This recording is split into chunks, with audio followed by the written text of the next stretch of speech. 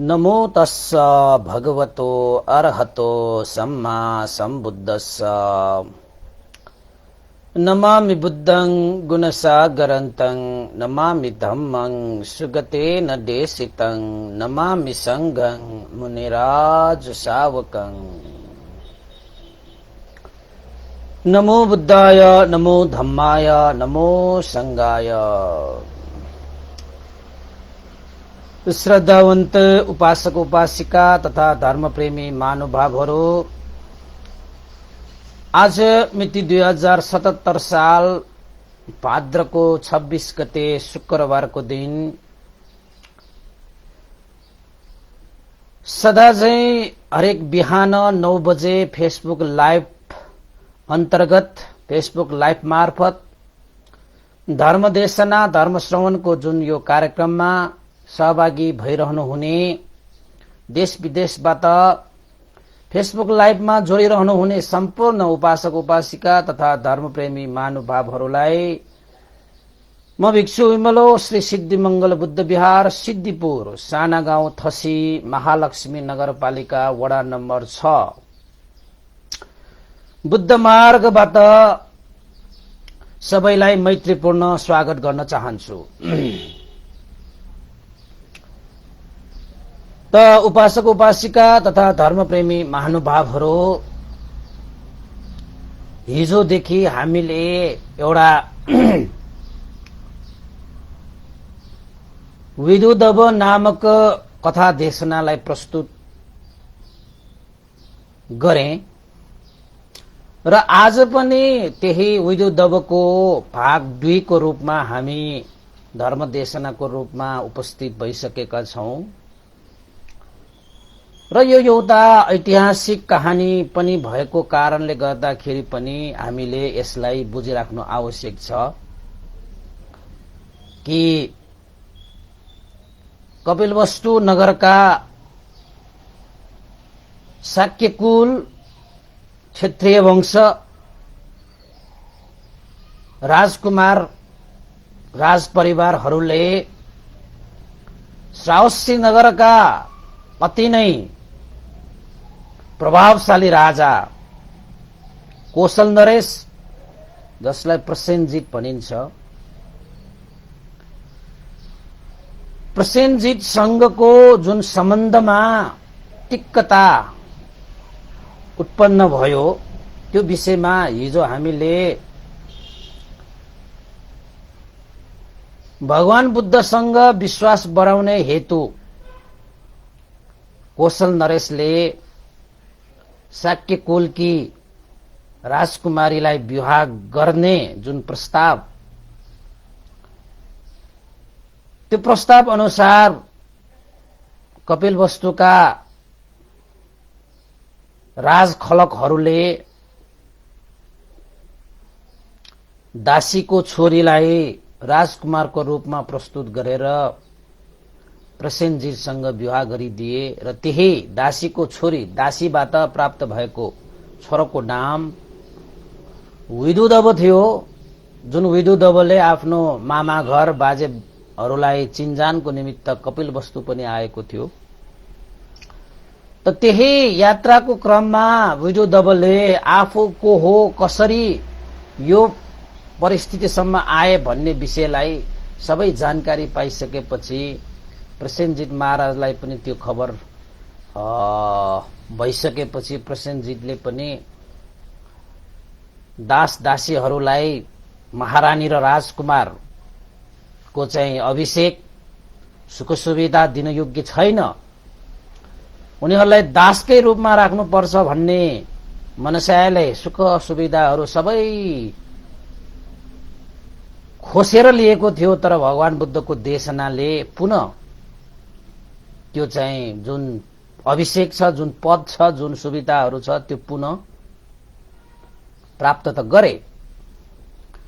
हिजोसम्मको उपदेश यहीँसम्म हामीले टुङ्ग्याएका थिए। यो घटना चाहिँ यो चाहिँ कथा हैन, धम्पट कथामा चाहिँ उल्लेख भए अनुसार यो देशना भइरहेको हो र यो यतिकै सकिँदैन। र हिजो मैले एउटा चाहिँ अगाडिको पाटो समावेश नगरौं कि जस्तो पनि लागेको थियो। तैपनि आज समावेश गर्नै पर्ला भन्ने जस्तो पनि लाग्यो। किन त भन्दाखेरि प्रसेनजित महाराजले कपिलवस्तुका शाक्य वंशको राजकुमारीलाई विवाह गर्न चाहनुको कारण विशेषतः भगवान बुद्धको विश्वास पात्र बन्नको निमित्त, भगवान बुद्धसँग सम्बन्ध गाँच्नको निमित्त, जसले गर्दाखेरि भगवान बुद्ध आफ्नो चाहिँ राजदरबारमा दिनानुदिन दैनिक रूपमा चाहिँ भोजन आइरहनु हुनेछ। यानि कि भगवान बुद्ध प्रमुख भिक्षुहरू चाहिँ आफ्नो चाहिँ राजगृहमा चाहिँ राजभवनमा चाहिँ अब भिक्षाटन आइरहनु हुँदाखेरि चाहिँ कुशल पनि पुण्य सम्पादन गर्न पाउने उसको श्रद्धा चित्त भएको कारणले उसले चाहिँ भगवान बुद्धको विश्वास जित्न खोजेको। त त्यही कारणले गर्दाखेरि अब शाक्य कुलको एउटा राजकुमारी विवाह गर्न खोजिएको, गर्न पनि गरे, तर चाहिँ त्यहाँ भयो उल्टो हैन। तर प्रसेनजित महाराजले सोचे कि मैले चाहिँ कपिलवस्तुको शाक्य कुलकी राजकुमारीलाई विवाह गरेर भगवान बुद्धसँग निकटता सम्बन्ध गाँच्ने, भगवान बुद्धसँगको भगवान बुद्ध प्रमुख भिक्षुसँगको एउटा चाहिँ विश्वास बतुल्नको निमित्त मैले यो कार्य गरेको थिएँ। तर त्यो कार्य गर्दाखेरि त मलाई ठुलै धोका पो भयो त। झन विश्वास बढाउने भनेर जुन कार्य गरेको थिएँ, झन अविश्वास पो थपियो त।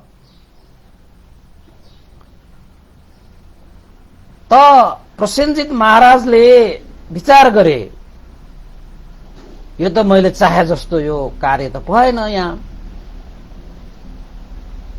भनेर भगवान बुद्धको विश्वास जित्ने भन्दैछु, तर भगवान बुद्धको झन कुल वंश प्रतिको झन उसलाई चाहिँ अब अविश्वास पो वृद्धि भयो त। तर प्रसेनजित महाराजलाई के थियो त भन्दाखेरि भगवान बुद्ध प्रमुख भिक्षु संघलाई चाहिँ आफ्नो दैनिक रूपमा राजभवनमा भोजन गराउन पाउँदाखेरि सन्तोष मिल्ने, खुशी मिल्ने, आनन्द मिल्ने एउटा प्रतिष्ठाको पनि विषय थियो। त प्रसेनजितले भगवान बुद्धको विश्वास जित्नको निमित्त यो कार्य किन गर्नु परेको भन्ने विषयमा तपाईलाई एउटा चाहिँ आज प्रसंग यहाँ चाहिँ प्रस्तुत गर्न लागेको छु।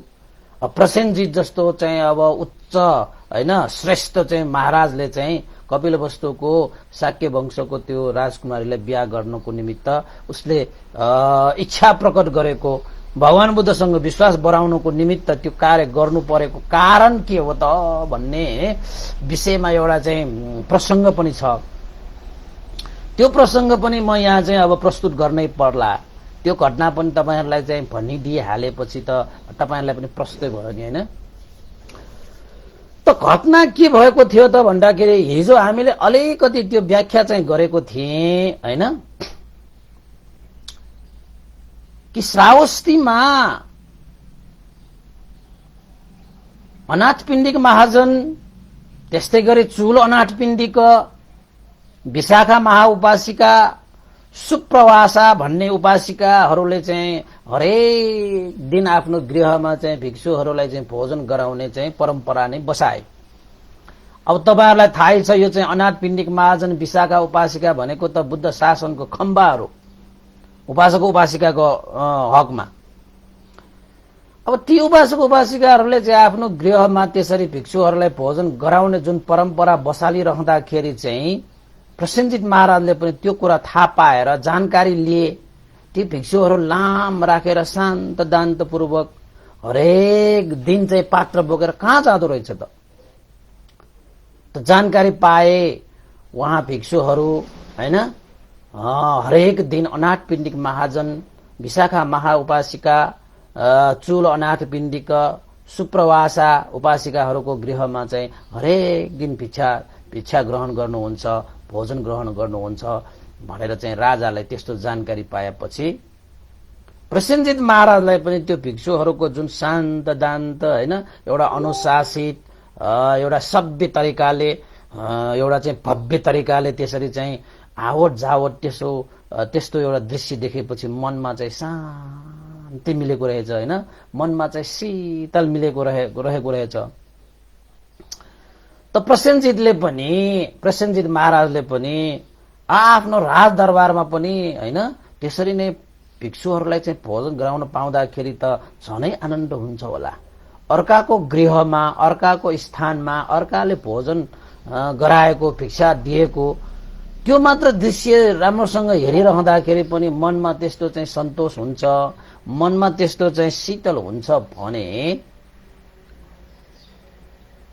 साँच्चैकै आफ्नै गृहमा, आफ्नै स्थानमा आफैले नै भोजन गराउन पाउँदाखेरि कति शीतल हुने होला, कति चाहिँ अब आनन्द हुने होला, कति सन्तोष मिल्ने होला भनेर प्रसेनजित महाराजले पनि त्यसो भए हामी पनि श्रावस्ती नगर हैन अनाथपिण्डिक महाजनले दान गरिरहेको बिहारमा जुन चाहिँ भगवान बुद्ध विराजमान हुनुहुन्छ त्यही बिहारमा गएर चाहिँ अब भगवान बुद्धलाई निमन्त्रणा गरी भिक्षुहरूलाई पनि निमन्त्रणा गरी भोजन दान गराउनु पर्यो भनेर प्रसेनजित महाराजले पनि श्रद्धा उत्पन्न गराएर प्रसेनजित महाराज चाहिँ बिहारमा जानु भएर भगवान बुद्ध सहित भिक्षुहरू 1000 जना भिक्षुहरूलाई निमन्त्रणा गरेर प्रसेनजित महाराजले पनि 7 दिनसम्म भव्य भोजन दान गरे। 7 दिनसम्म आफै चाहिँ समावेश भएर आफैले चाहिँ बुद्ध प्रमुख भिक्षु संघहरूलाई चाहिँ भोजन दान गरेर मन हल्का पारे, सन्तोष पारे, मनलाई शीतल पारे। किन त भन्दाखेरि प्राप्तिमा भन्दा पनि तपाईको त्यागमा बढी सुख हुन्छ, त्यागमा बढी आनन्द हुन्छ, त्यागमा बढी शीतल हुँदो रहेछ हैन। तपाईहरुले पनि जुन प्राप्ति गरेर राखेर तपाईलाई चाहिँ सुख प्राप्त भएको छ नि, कहिलेकाहीँ तपाईले त्याग पनि गरेर हेर्नुस् न, सही रूपमा त्याग गर्नुपर्छ के। त्यो त्यागले तपाईलाई चाहिँ साह्रै सन्तोष हुन्छ, साह्रै शीतल हुन्छ। त्यसैले हामीले जीवनमा सबभन्दा ठूलो गुण धर्म वृद्धि गर्नुपर्ने भनेकै त्याग चित्त के। त्याग चित्त, त्याग गुण धर्मलाई वृद्धि गर्न सकियो भने सबै शान्त भएर जान्छ के। किन त भन्दाखेरि जीवनै एकैचोटि त्याग्नु पर्छ। हामीले चाहे पनि नचाहे पनि जीवन आफूले चाहिँ यो चाहिँ धारण गरिरहेको यो जीवनलाई त एक दिन त्याग्नु पर्छ भने यो अरु चीज त्यागेर त्यसको तुलनामा त के न के यत्रो हैन जीवनै त्याग्नु पर्ने यो संसारमा आएर अरु चीज त्याग्नको निमित्त के गाह्रो भयो। त्यसैले त्यागमा सुख छ कि, त्यागमा शीतल छ कि, त्यागमा सन्तोष छ कि, त्यागमा शान्ति छ कि। त प्रसेनजितले 7 दिनसम्म बुद्ध प्रमुख भिक्षुहरूलाई 1000 जना भिक्षुहरूलाई आफू प्रत्यक्ष सहभागी भएर आफ्नै हातले भोजन दान दिएर त्यो कुशल पुण्य सम्पादन गर्न पाउँदाखेरि कति शीतल, कति आनन्द, कति सन्तोष, कति सुख प्राप्त भयो होला, त्यो त गनेरै साध्यै छैन हैन। किन त भन्दाखेरि शील समाधि प्रज्ञाले सम्पन्न व्यक्तिहरूलाई आदर गर्नु, सत्कार गर्नु, उनीहरूको चाहिँ सेवा गर्नु, भोजन दान गर्नु, उनीहरूको उपदेश सुन्नु, उनीहरूको शिक्षा अनुसार जीवन यापन गर्नु, उनीहरूको शिक्षा अनुसार चाहिँ अभ्यास गर्नु जस्तो हो सौभाग्य अरु कहाँ पाउँछ र? कहाँ पनि पाउँदैन। त्यसमाथि भगवान बुद्ध त्यति बेला हैन साक्षात भगवान बुद्ध हुनुहुन्थ्यो। अब अहिले पो यहाँ भिक्षुहरू नेपालमा पो भिक्षुहरू देखिन्न त। अब एकजना यहाँ बिहारमा म बसेको बिहारमा म एक्लै, कुनै अर्को बिहारमा अर्को एकजना भिक्षु एक्लै।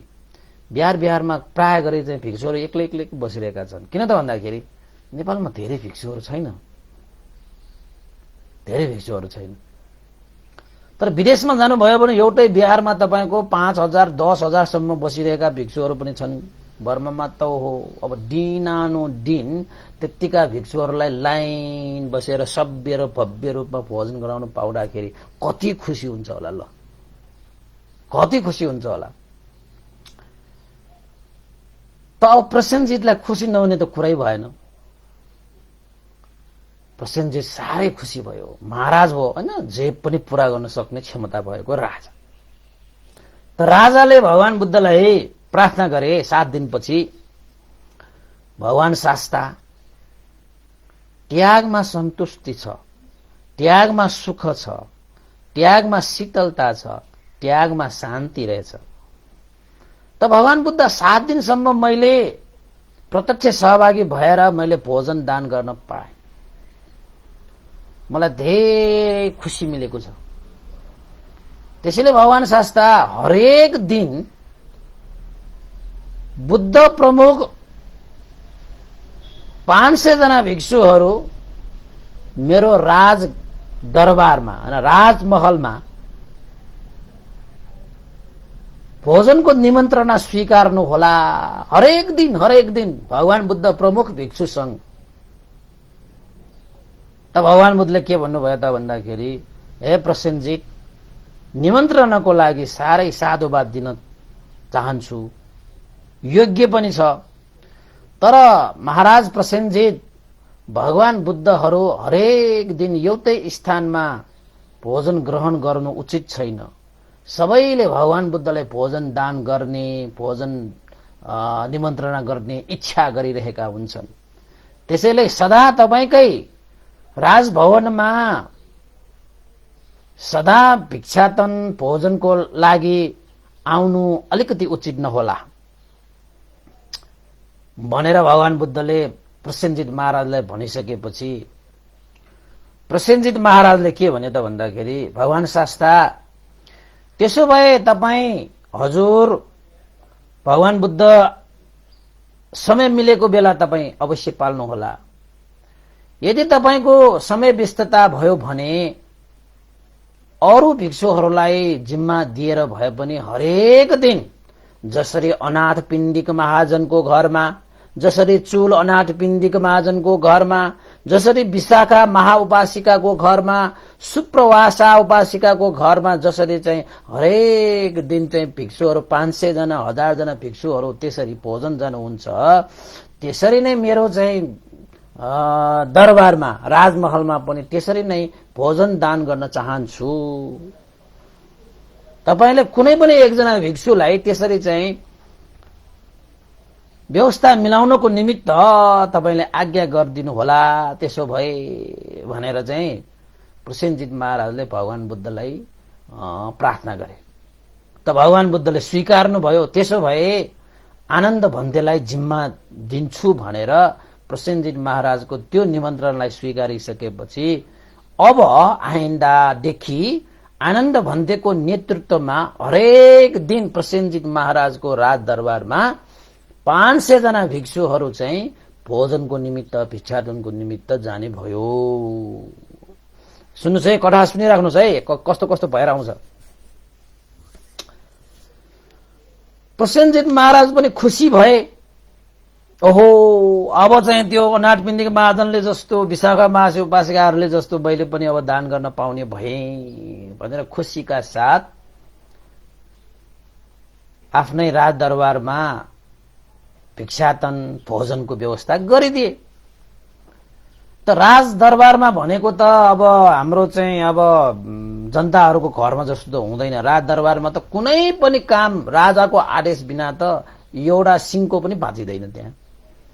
किन त भन्दाखेरि राज दरबार त पुरै नियम नीतिले बाँडिएको हुन्छ, आदेशले बाँडिएको हुन्छ, अनुशासनले बाँडिएको हुन्छ।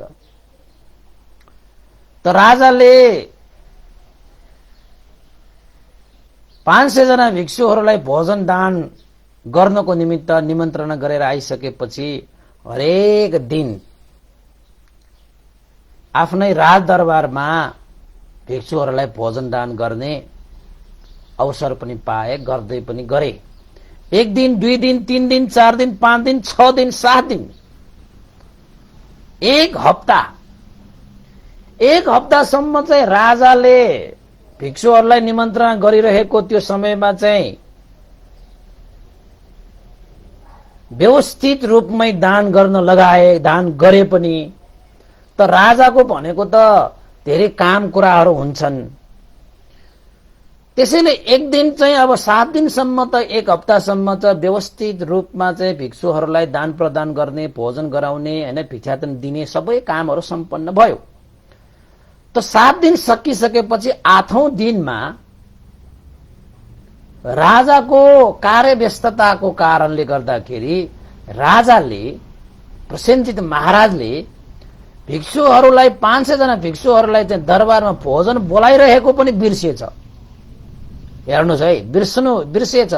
किन त भन्दाखेरि दरबार भनेको त ठूलो उसको होइन, अब दिनदिनै गरिरहे तापनि कहिलेकाहीँ बिर्सिदो रहेछ। उसले त भिक्षुहरू चाहिँ अब आफ्नो गृहमा चाहिँ यो समयमा भिक्षाटन आउने भन्ने पनि बिर्सिएछ। त त्यो दिन भिक्षुहरू चाहिँ राज दरबारमा आइसकेको छ, तर चाहिँ त्यहाँ भोजनको दान गर्ने कुनै पनि चाजो बाजो नै थिएन। किन त भन्दाखेरि राजाको आज्ञा बिना त कसैले केही पनि गर्दैन त्यहाँ। त भिक्षुहरूले के सोचे त भन्दाखेरि ओहो, हामीलाई त निमन्त्रणा गरिरहेको हरेक दिन, हामी त जहिले पनि आइरहेको, यहाँ त खोइ त अब आज त 7 दिनसम्म त यस्तै राम्रोसँग व्यवस्था गरिए, तर 8औं दिनमा भने अब त कुनै पनि यहाँ चाहिँ अब न चाहिँ कुनै व्यवस्थाको यहाँ चाजो बाजो देखिन्छ, के पनि छैन त हैन। पात्रमा चाहिँ अब थाप्नको निमित्त चाहिँ भन्न आउने, भन्तेहरूलाई चाहिँ अब स्वागत गर्न आउने, अभिवादन गर्न आउने हैन, आसनको व्यवस्था गर्न आउने कोही पनि छैन त हैन। अब कहाँ बस्ने, उभिरहनु पर्यो पात्र बोकेर।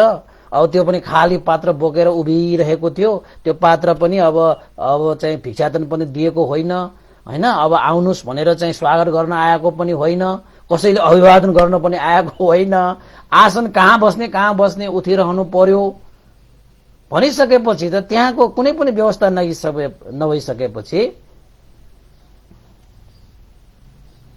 भिक्षुहरूलाई त अप्ठ्यारो भयो नि त। अब के गर्ने त, कसो गर्ने त हैन।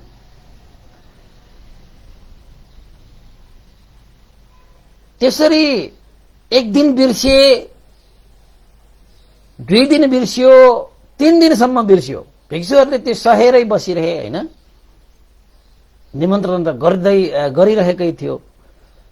अनि त्यसपछि चाहिँ 3 दिनमा चाहिँ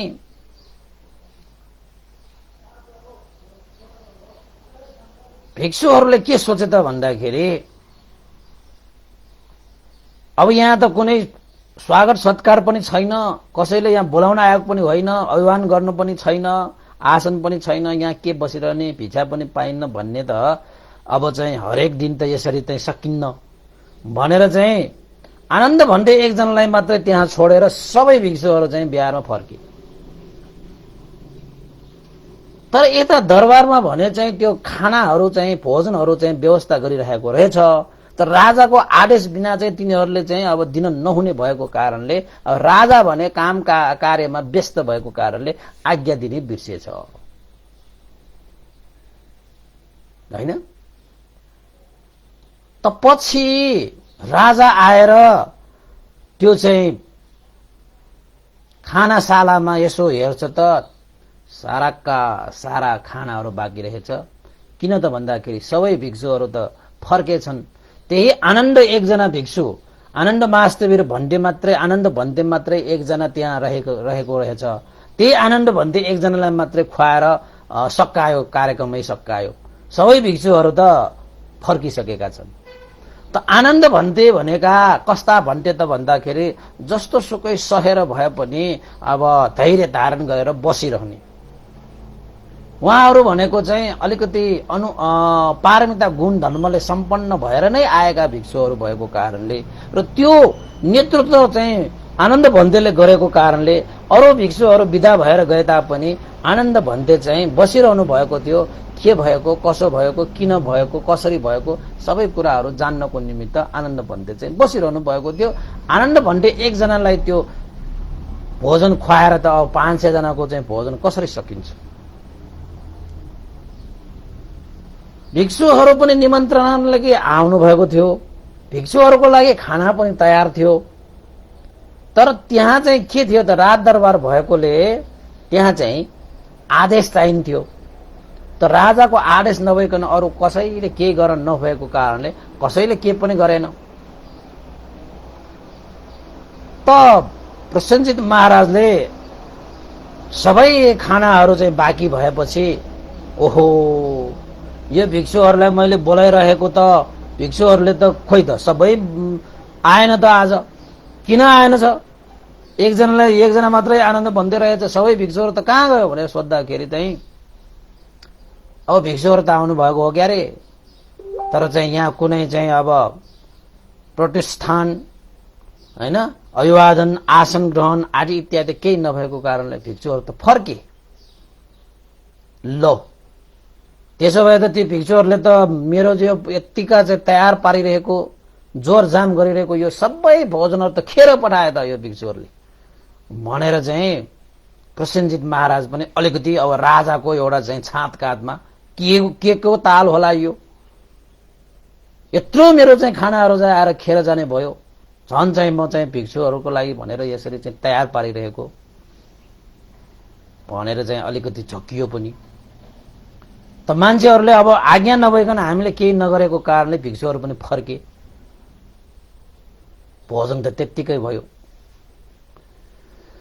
त प्रसेनजित महाराजले भगवान बुद्ध कहाँ गएर भन्न जानुभयो, भगवान शास्ता मैले चाहिँ अब दिनानुन तपाईहरूको चाहिँ संघहरूलाई मैले निमन्त्रण गरेर भोजन दान गर्ने श्रद्धा व्यक्त गरेको थिएँ, त आज मेरो घरमा त भिक्षुहरू चाहिँ आएर पनि फर्किनु भयो, कोही पनि आएन अहिले त भनेर चाहिँ प्रसेनजित महाराजले भगवान बुद्धलाई एउटा चाहिँ के भन्ने अब कम्प्लेन जस्तो भनौँ न, तपाईहरूको भिक्षुहरू त मेरो चाहिँ घरमा त आउनु भएन त, सबै मेरो चाहिँ भोजनहरू त त्यत्तिकै भयो त, मेरो खेर गयो मेरो त भनेर प्रसेनजित महाराजले भगवान बुद्धलाई भन्न गइसकेपछि भगवान बुद्धले प्रसेनजित महाराजलाई के भन्नुभयो त भन्दाखेरि, हे प्रसेनजित महाराज, संघहरू भनेका दायकहरूबाट नै जीविका यापन गर्ने भएको कारणले भिक्षुहरू भनेको नआउने नजाने भनेको हुँदैन। यदि नआउने नजाने भयो भने अवश्य पनि भिक्षुहरूमा महाराज प्रति विश्वास भएन होला, त्यसैले नआएको हुन सक्छ। यदि आएन भने नै भिक्षुहरूमा महाराज प्रति विश्वास भएन होला, त्यसैले भिक्षुहरू तपाईले निमन्त्रणा गरिरहेको ठाउँमा आउनु भएन भनेर चाहिँ भगवान बुद्धले उत्तर दिनुभयो। त यो उत्तर दिनुभएको कारण के हो त भन्दाखेरि भगवान बुद्धले भिक्षुहरूलाई एउटा सूत्र देशना गर्नु भएको छ, जुन सूत्रमा कस्ता दायक दायिकाहरूको घरमा भिक्षुहरू जानुहुन्छ, बस्नुहुन्छ, कस्ता उपासक उपासिका दायक दायिकाहरूको घरमा जानु हुँदैन, जानु हुन्छ भन्ने 9वटा अङ्गले युक्त भएको घरमा, दायक दायिकाहरूको घरमा भिक्षुहरू चाहिँ जान योग्य छ। यदि त्यो अङ्गबाट युक्त छैन भने चाहिँ भिक्षुहरू त्यस्ता चाहिँ गृहमा, त्यस्ता स्थानमा जान योग्य छैन भनेर भगवान बुद्धले भिक्षुहरूलाई उपदेश गर्नुभएको रहेछ। त्यो उपदेश के हो त भन्दाखेरि अब तपाईहरुले चाहिँ अब तपाईहरु पनि उपासक उपासिकाहरू हैन, दायक दायिका, तपाईहरुले चाहिँ अब बोल्दाखेरि चाहिँ उपासक उपासिका भनिन्छ। जब तपाईले भिक्षुहरूलाई चाहिँ भोजन खुवाउने कार्य गर्नुहुन्छ हैन, उहाँहरूले पालन पोषणको निमित्त चतुर्प्रतीय दान गर्नुहुन्छ, तब तपाईहरुलाई दायक दायिका पनि भन्छ। यो पनि याद गरिराख्नुस् है। त कस्तो स्थानमा भिक्षुहरू जानु हुँदैन, जान योग्य छैन भन्ने कुरा भगवान बुद्धले एउटा सूत्रमा देशना गर्नुभएको छ त भन्दाखेरि अब हेर्नुस् है। हे भिक्षुहरू, यस्ता गृहमा नजानु, गए पनि त्यो गृहमा नबस्नु भनेर भगवान बुद्धले आज्ञा गर्नुभएको छ। त्यो कस्तो गृह होला, कस्तो उपासक उपासिकाको चाहिँ निमन्त्रणा होला, जुन चाहिँ निमन्त्रणा भए तापनि त्यो घरमा भिक्षुहरू चाहिँ जाँदैन र त्यहाँ बस्दैन भन्दाखेरि मुख्य कुरा त यहाँनिर जुन दायक दायिकाहरूप्रति भिक्षुहरूको विश्वास हुँदैन त्यस्ता दायक दायिकाहरूसँग घरमा जाँदा पनि जाँदैन र गइहाल्नु परे तापनि त्यो गृहमा बस्दैन। अब तपाईहरूको पनि घरमा यस्तै अङ्गले युक्त भएन भने भिक्षुहरू त आउँदैन नि। त भिक्षुहरू चाहिँ आफ्नो गृहमा आएन भने तपाईको मंगल हुँदैन त। तपाईको चाहिँ अब दान गर्ने अवसर, शील पालन गर्ने अवसर, ध्यान भावना अवसर, धर्म श्रवण गर्ने अवसर, हैन, विभिन्न चाहिँ भगवान बुद्धको कल्याणकारी मंगलकारी शिक्षाहरू सिक्ने अवसर हुँदैन त। त जीवनमा चाहिँ मंगल हुनको निमित्त, कल्याण हुनको निमित्त त शील समाधि प्रज्ञाले सम्पन्न भिक्षुहरूलाई आफ्नो निवासमा चाहिँ निमन्त्रणा गरेर सेवा सत्कार गरेर पुण्य सञ्चित गर्न पाए पो हाम्रो जीवन फल्ने फुल्ने हुन्छ त, हैन? त कस्ता अङ्गले युक्त गृहमा भिक्षुहरू नजानु, जानु परे तापनि त्यो गृहमा नबस्नु भनेर भगवान बुद्धले आज्ञा गर्नु भएको छ त भन्दाखेरि ती 9 वटा अङ्गहरू म फटाफट भनेर ल्याउँछु है। तपाईहरुले चाहिँ राम्रोसँग चाहिँ यसलाई चाहिँ पाइटिङ गरिराख्दाखेरि पनि हुन्छ। म त त्यसो घरमा जाँदैन, म पनि जान्दिनँ। किन त भन्दा भगवान बुद्धको त्यो शिक्षा अनुसार हामी हिँड्नु पर्ने भएको। त्यस्तो भयो भने त्यो गृहमा चाहिँ त्यति विश्वासिलो हुँदैन कि त्यो गृहमा जानु, त्यो स्थानमा जानु पनि विश्वासिलो हुँदैन कि त्यो गृह होस्, स्थान होस्, कुनै चाहिँ अब हैन कार्यक्रम होस्, त्यस्तोमा चाहिँ हामी जानु चाहिँ नजानु नै उपयुक्त हुन्छ। एक, जुन ठाउँमा भिक्षुहरू चाहिँ जानु हुँदाखेरि चाहिँ श्रद्धा आस्था गौरव पूर्वक प्रतिष्ठान गर्दैन। प्रतिष्ठान भनेको थाहा छ तपाईहरुलाई? अब तपाईहरुले घरमा निमन्त्रणा गर्नुभयो, भिक्षुहरू चाहिँ आउँदाखेरि पनि प्रतिस्थापन भनेको कुनै पनि स्वागत सत्कार भनेको छँदै छैन। आएको हो कि होइन, नआएको हो कि होइन, आफूले निमन्त्रणा चाहिँ गरेको छ तर चाहिँ कुनै पनि मतलबै छैन, वास्ता गर्दैन भन्छ नि त हाम्रो नेपाली भाषामा। त कुनै चाहिँ अब वास्ता गर्दैन भने अब घरमा आउँदाखेरि श्रद्धापूर्वक, श्रद्धा आस्था गौरव पूर्वक प्रतिस्थापन गर्दैन भने त्यो गृहमा भिक्षुहरू जान बाध्य छैन, जान योग्य पनि छैन र गइहाल्नु परे पनि त्यो गृहमा बसिहाल्नु पर्ने आवश्यक पनि छैन, फर्के पनि हुन्छ। बसिहाल्नु पर्दैन भनेको फर्के पनि हुन्छ भनेको हैन। एक नम्बर भयो। एक नम्बर के भयो? श्रद्धा आस्था गौरव पूर्वक प्रतिष्ठान गर्दैन, यानी कि स्वागत सत्कार गर्दैन भने त्यो स्थानमा भिक्षुहरू जान बाध्य छैन, जान योग्य पनि छैन र गइहाले पनि त्यो स्थानमा बसिरहनु आवश्यक पनि छैन। भगवान बुद्धले देशना गर्नुभएको है यो सूत्र। र दोस्रो के हो त भन्दाखेरि श्रद्धा आस्था गौरव, यो तीनवटा कुरालाई चाहिँ एकदम याद गरिराख्नुहोस् है तपाईहरुले चाहिँ। श्रद्धा आस्था गौरव पूर्वक अभिवादन गर्दैन भने त्यो स्थानमा नजाँदा पनि हुन्छ, गइहाले पनि त्यहाँ नबस्दा पनि हुन्छ।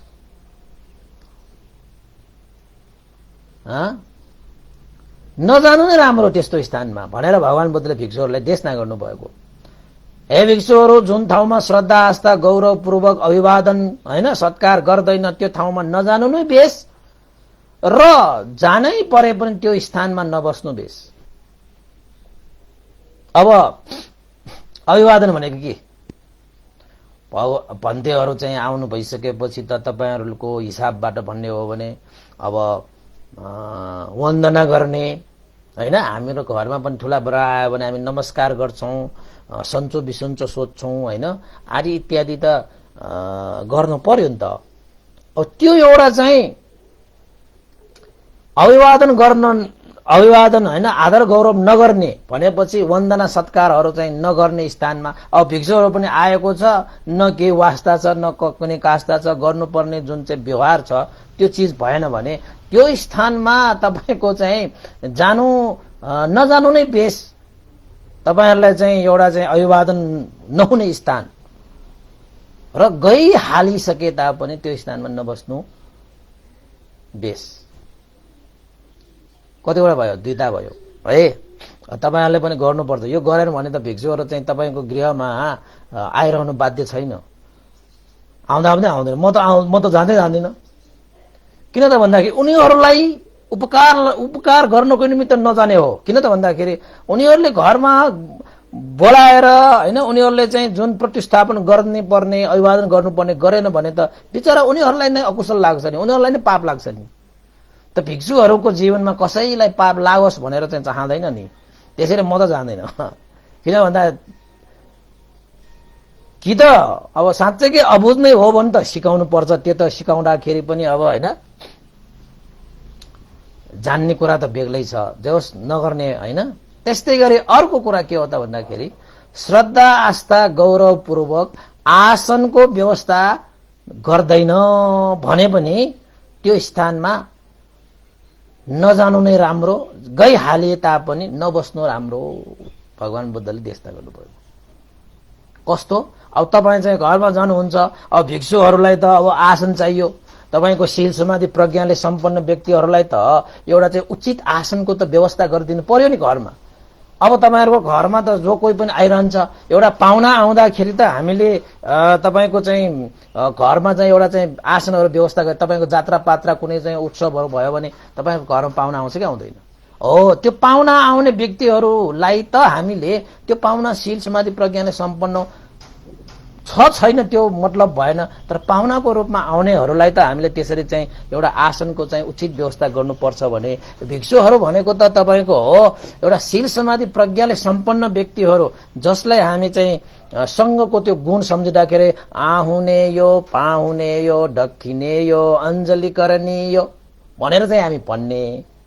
अनि त्यहाँबाट घरमा गइसकेपछि अञ्जली करनी पनि छैन, आहुने या आउनुस् भनेर स्वागत पनि छैन, पाहुनाको रूपमा सत्कार गर्नु पनि छैन हैन। त्यसरी चाहिँ अब आसनको कुनै त्यस्तो व्यवस्था छैन भने पनि त्यो स्थानमा जानु नजानु नै राम्रो, गइहाले पनि त्यो स्थानमा नबस्नु राम्रो। भगवान बुद्धको देशना भिक्षुहरुलाई 3 वटा भयो हैन। त्यसपछि 4 नम्बरको विषयवस्तु चाहिँ अलिकति कस्तो छ त भन्दाखेरि भिक्षुहरु चाहिँ घरमा आउँदाखेरि जस्तै चतुर्प्रत्ययहरु तपाईको चाहिँ यत्र तत्र छरिएको छ भने, सरसामानहरु यत्र तत्र छरिएको छ भने, अब पहिला त चतुर्प्रत्यय भनेको चाहिँ तपाईको के हो त भन्दाखेरि पात्रहरु हैन, पात्र भोजन भयो र शिवरहरु भयो। त्यसपछि अब शयनासन हैन, अब चाहिँ ओछ्यानहरुदेखि लिएर सबै चाहिँ शयनासन हैन, खाटहरु, यो चाहिँ अब तन्डादेखि लिएर ओढ्ने सबै चीजहरु भयो। त्यसपछि स्थानहरु हैन, जस्तै अब बिहारहरु, अनि त्यस्तो त अब घरमा त नहोला।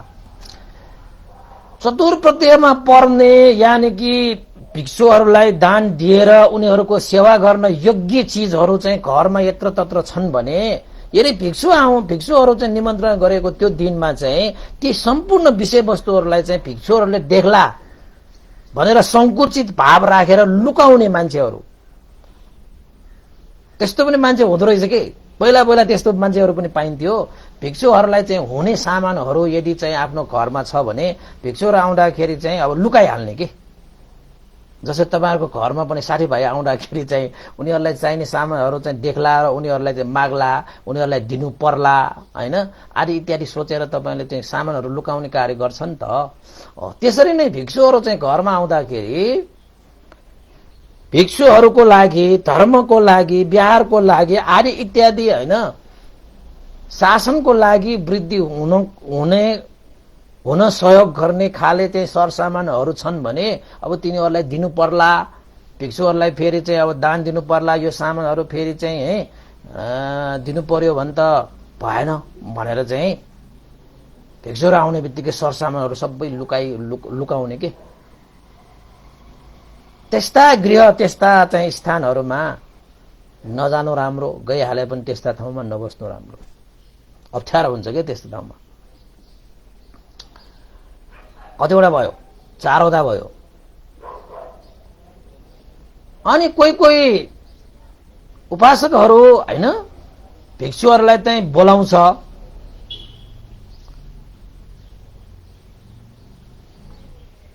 निमन्त्रणा पनि गर्छ। घरमा बोलाइसकेपछि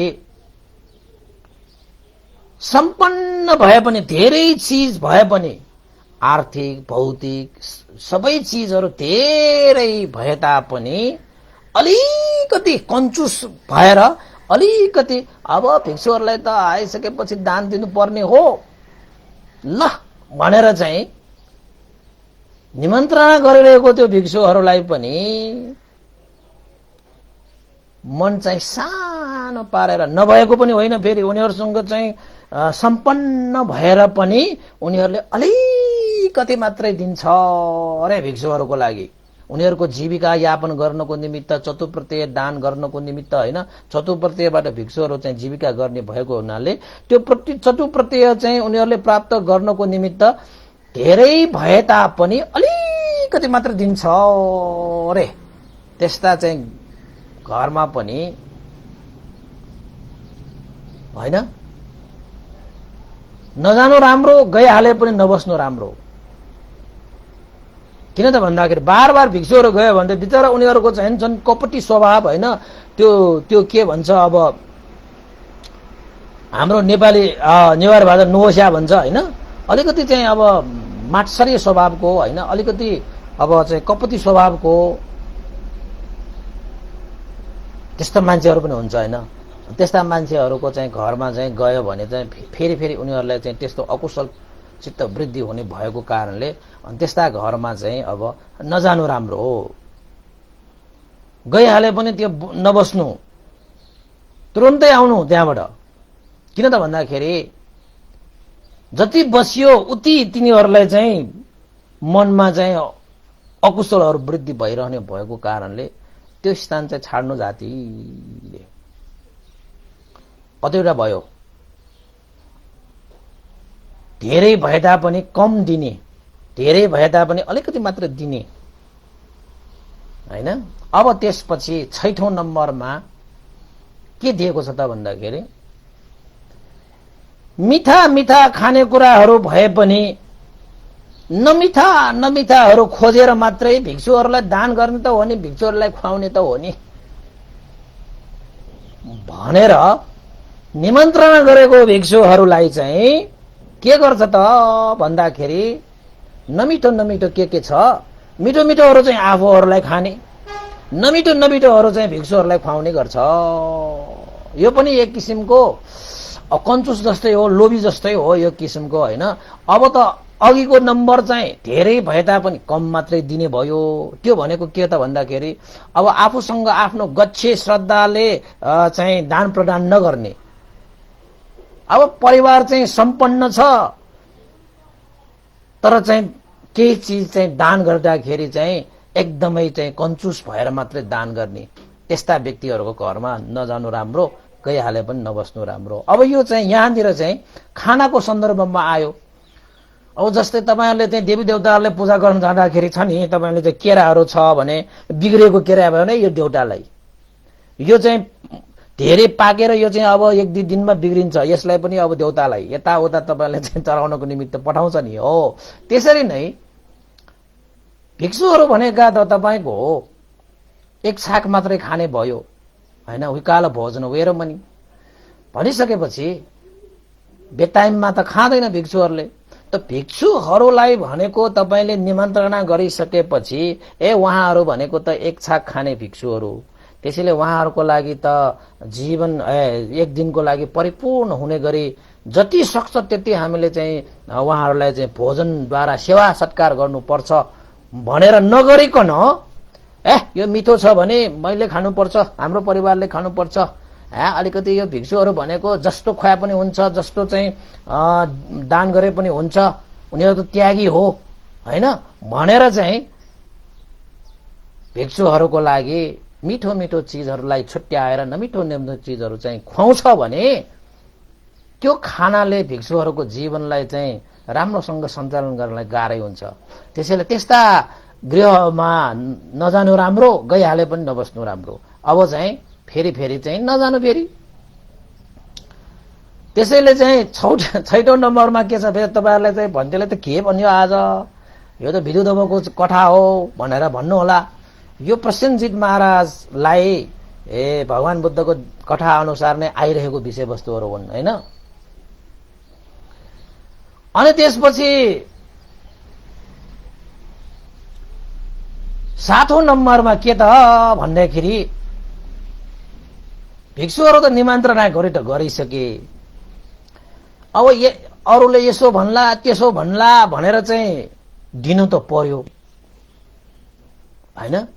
मान्छेहरूलाई देखाउनको निमित्त त दिनु त पर्यो, तर दिँदाखेरि पनि त्यो मान्छेहरूले सत्कारपूर्वक नदिइकन असत्कारपूर्वक दिन्छ भने, आदर गौरव नराखिकन दिन्छ भने केही चिज तपाईलाई ल हिराइदियो अरे, ल हिराई दान गरियो अरे, ल अब तपाईलाई चाहिँ हैन अमूल्य अमूल्य चिज दान गरे पनि उसले यदि चाहिँ सत्कारपूर्वक दिएन भने, सत्कारपूर्वक नदिने त्यो स्थानलाई पनि हामीले त्याग्नु पर्छ। नजानु राम्रो, गइहाले पनि त्यो स्थानमा नबस्नु राम्रो।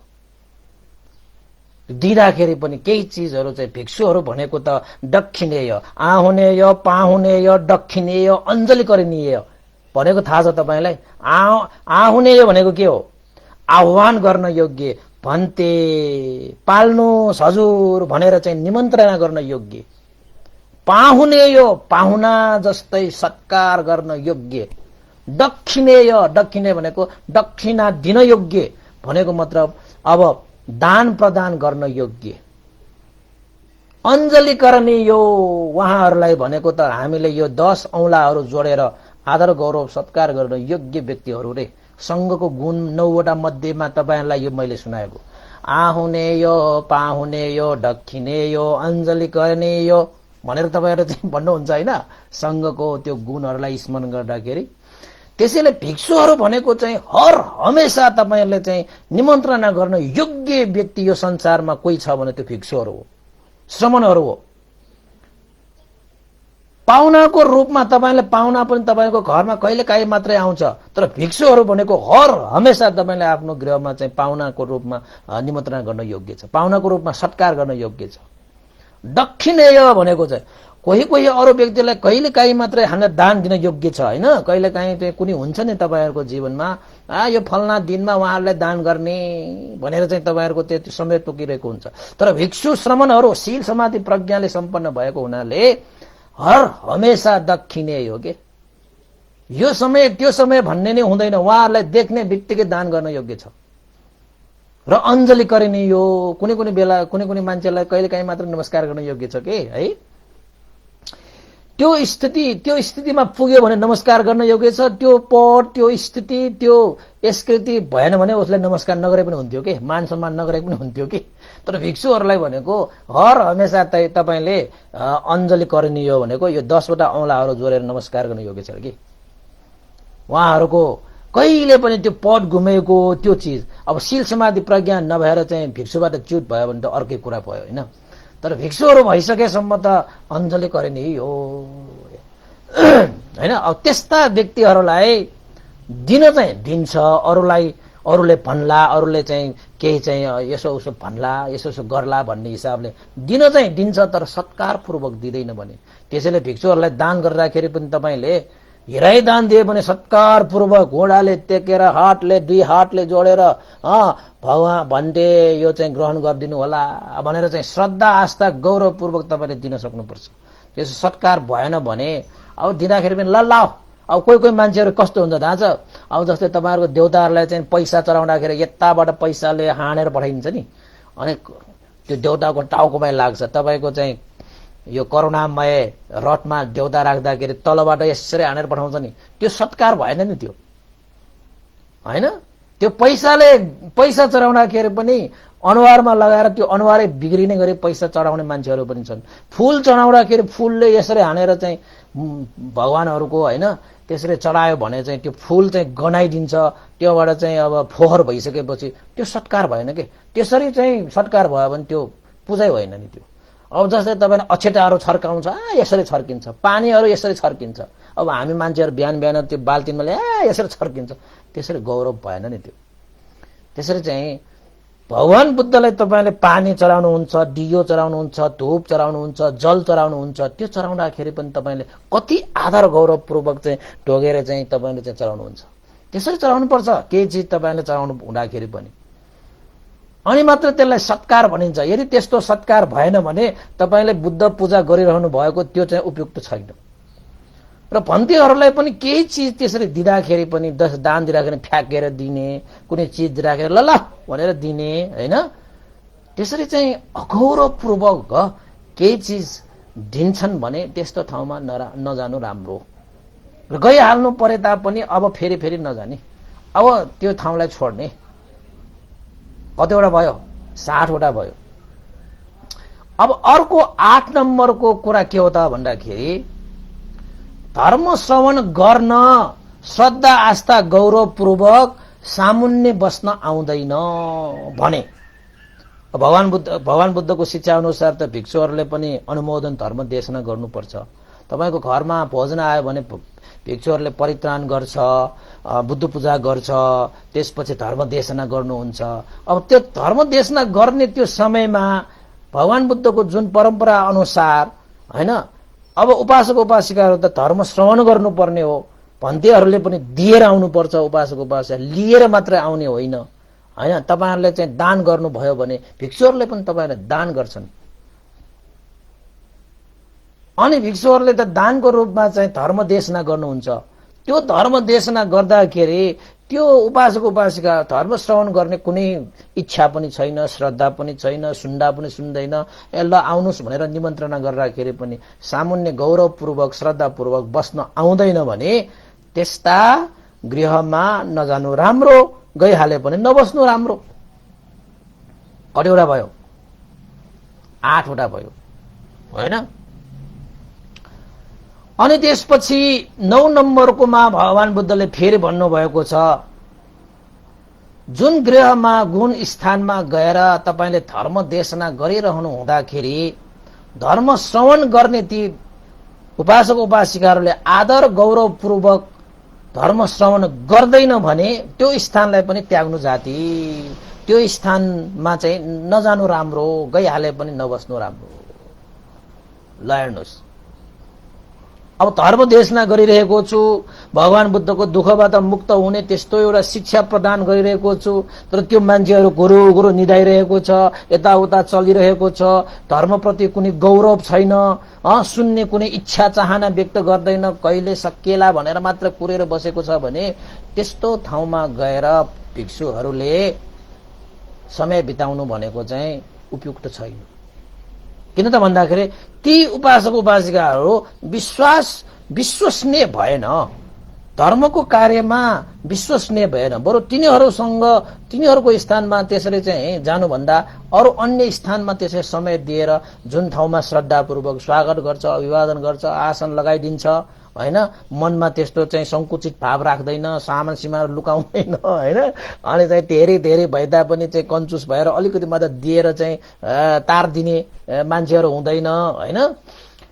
अब हामीले त्यो भोगेका छौं के, त्यो विषयहरू चाहिँ हामीले भोगेका छौं। तैपनि हामीले चाहिँ भगवान बुद्धले यसरी देशना गर्नु भएको छ, त्यस्तो स्थानमा नजानु राम्रो हैन, जाँदै नजाऊ, अब छोडिदिइहाल भनेको भन्दा पनि त्यस्तो स्थान चाहिँ उपयुक्त छैन। अब कतिसम्म सहन सक्ने हैन त्यो स्थानबाट। अब कोही बेलामा त कस्तो हुन्छ, तपाईलाई हाम्रो भिक्षुहरूको जीवनमा घटनाहरू भन्यो भने तपाईहरुलाई त अचम्म लाग्ने घटनाहरू छ। त्यस्तो पनि हुन्छ होला र भन्थे भन्यो भने अब हामीले भोगेर आएको, अब तपाई होला रे भनेर भन्नुहुन्छ। त यो 9 वटा अंगले युक्त गृहमा भिक्षुहरू जाने नजाने आफ्नो इच्छा अनुसार गर्दा हुन्छ, जानै पर्छ भन्ने बाध्यता छैन। किन त भन्दाखेरि जुन स्थानमा विश्वास छैन, जुन व्यक्तिहरू विश्वस्त छैन त्यस्ता व्यक्तिहरूसँग सम्बन्ध राख्नु र त्यस्ता व्यक्तिहरूको स्थानमा बस्नु उपयुक्त पनि छैन, हैन। त्यसैले एउटा चाहिँ भनाइ छ नि, जुन स्थानमा गएर तपाईले आदर सत्कार छैन त्यो स्थानलाई त्याग्नु नै जाति भन्छ नि त। यही हिसाबबाट चाहिँ अब भिक्षुहरूको जीवनमा पनि यस्ता अङ्गले परिपूर्ण भएको चाहिँ गृहहरू चाहिँ भिक्षुहरूले त्याग्नु जाति छ भनेर चाहिँ भगवान बुद्धले देशना गर्नुभएको छ। अनि त्यसो भए अब कस्ता गृहमा भिक्षुहरू चाहिँ जान योग्य छ त, बार बार जान योग्य छ त भन्दाखेरि एउटा चाहिँ कस्तो त भन्दाखेरि श्रद्धा आस्था गौरवपूर्वक प्रतिस्थापन गर्दछ, यानि कि श्रद्धा राखेर स्वागत गर्दछ। दोस्रो श्रद्धा आस्था गौरवपूर्वक अभिवादन गर्दछ, अघिको चाहिँ गर्दैन, अहिले चाहिँ गर्छ। र श्रद्धा आस्था गौरवपूर्वक आसनको व्यवस्था पनि गर्दछ। र अर्को 4 नम्बरको चाहिँ सरसामानहरू लुकाउँछ भन्छन् नि, भिक्षु आएपछि लुकाउँछ के कुराहरू। तर ती उपासक उपासिकाहरूलाई त्यस्तो चाहिँ हुँदैन। यदि चाहिँ चतुर्प्रत्ययहरू चाहिँ अगाडि राखिरहेको छ भने यदि भिक्षुहरूले आफूले चाहिँ कोही उपासकहरूले तपाईहरुलाई के चाहिन्छ भन्नुहुन्छ के कुनै बेलामा, हैन। अब आफैले भिक्षुहरूले मलाई यो चाहियो भनेर चाहिँ भन्न मिल्दैन।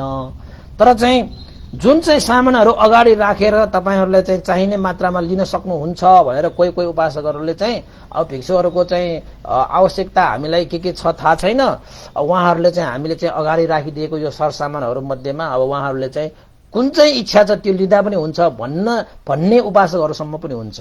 यानि कि उनीहरूले त्यो सामान सरसामानहरू लुकाउँदैन कि झन् अगाडि ल्याएर देखाउँछ, तपाईलाई यो आवश्यक छ भने यही लिँदा हुन्छ, यो सम्पूर्ण चिज हामीले तपाईलाई नै त्यागिदिए, तपाईले आवश्यकता अनुसार लिएर जानुहोस् भन्नुहुन्छ। त्यस्ता कुराहरू चाहिँ विदेशमा चाहिँ धेरै छ त्यस्ता कुराहरू चाहिँ, हैन। किन त भन्दाखेरि भिक्षुहरूलाई हामीले दिएको भिक्षुहरूसँग भइरहेको पनि हुन सक्छ। अब नभएको चिज भिक्षुहरूले मलाई यो चाहियो त्यो चाहियो भन्न पनि मिलेन। त्यही भएर चाहिँ भिक्षुहरूले त्यो नबोल्ने भएको कारणले धेरै कुराहरू चाहिँ अब सरसामानहरू अगाडि राखेर पनि भन्दै तपाईलाई के आवश्यक छ, धेरै भिक्षुहरू छन् भने तपाईलाई के आवश्यक, तपाईलाई जुत्ता चाहिन्छ त्यही तपाईलाई चप्पल, तपाईलाई चाहिँ चिबर चाहिन्छ, तपाईलाई पात्र चाहिन्छ भनेर जे चाहिन्छ त्यही चिज दिने कि भिक्षुहरू चाहिँ अब चाहिँ 5-10 जना आयो रे तपाईको घरमा, अब सबैलाई एउटै चिज त आवश्यक नभइरहन सक्छ नि, त्यही मध्ये सरसामानहरू सबै अगाडि राख्न ल्याउँछ, त्यो अनुसार पनि गर्ने। र धेरै भए तापनि कम दिने उपासकहरू पनि हुन्छन्। त्यसको मतलब के हो त भन्दाखेरि चाहिँ धेरै दियोस् भनेको होइन, त्यही उसको गच्छे श्रद्धा अनुसार चाहिँ उसले चाहिँ मन खोलेर दिन सक्नुपर्छ। किन त भन्दाखेरि उसकै लागि त्यो पुण्य कार्य हो नि। अब कोही उपासक उपासिकाहरू त अब भिक्षुहरूको लागि कहाँदेखि बोलाउँछ, तर त्यो भिक्षुहरूलाई चाहिँ आवश्यक रूपमा दान गर्न पनि जाँदैन, हैन। गाह्रो हुने गरी त त्यो भिक्षुहरू चाहिँ अर्को समयदेखि फेरि भिक्षुहरू त्यो आउँदैन त पछि, हैन।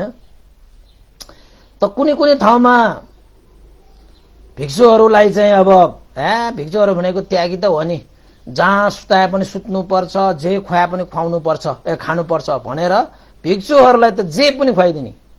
त भिक्षुहरूले नाइ त भन्दैन, खान त खान्छ, तर खाइसकेपछि त्यो भिक्षु फेरि त्यो स्थानमा फेरि जानै पर्छ भन्ने चाहिँ त्यो बाध्यता चाहिँ छैन। भिक्षुहरूले त्यो स्थानलाई त्याग्न पनि सक्छ पछि, तर उसले चाहिँ गुन्द्रुकले खुवाए पनि मिठै मानेर खुवाउँछ, तपाईको चाहिँ मिष्ठान्न भोजन खाए पनि मिठै मानेर खान्छ।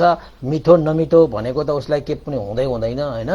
तै पनि त्यहाँ अब चाहिँ आफूहरू चाहिँ मिठो खाएर, हैन, भिक्षुहरूलाई चाहिँ नमिठो बिग्रेको, हैन, आदि इत्यादि त्यो नपाकेको आदि इत्यादि चाहिँ खुवाएर ल्याउने त्यो स्थानमा चाहिँ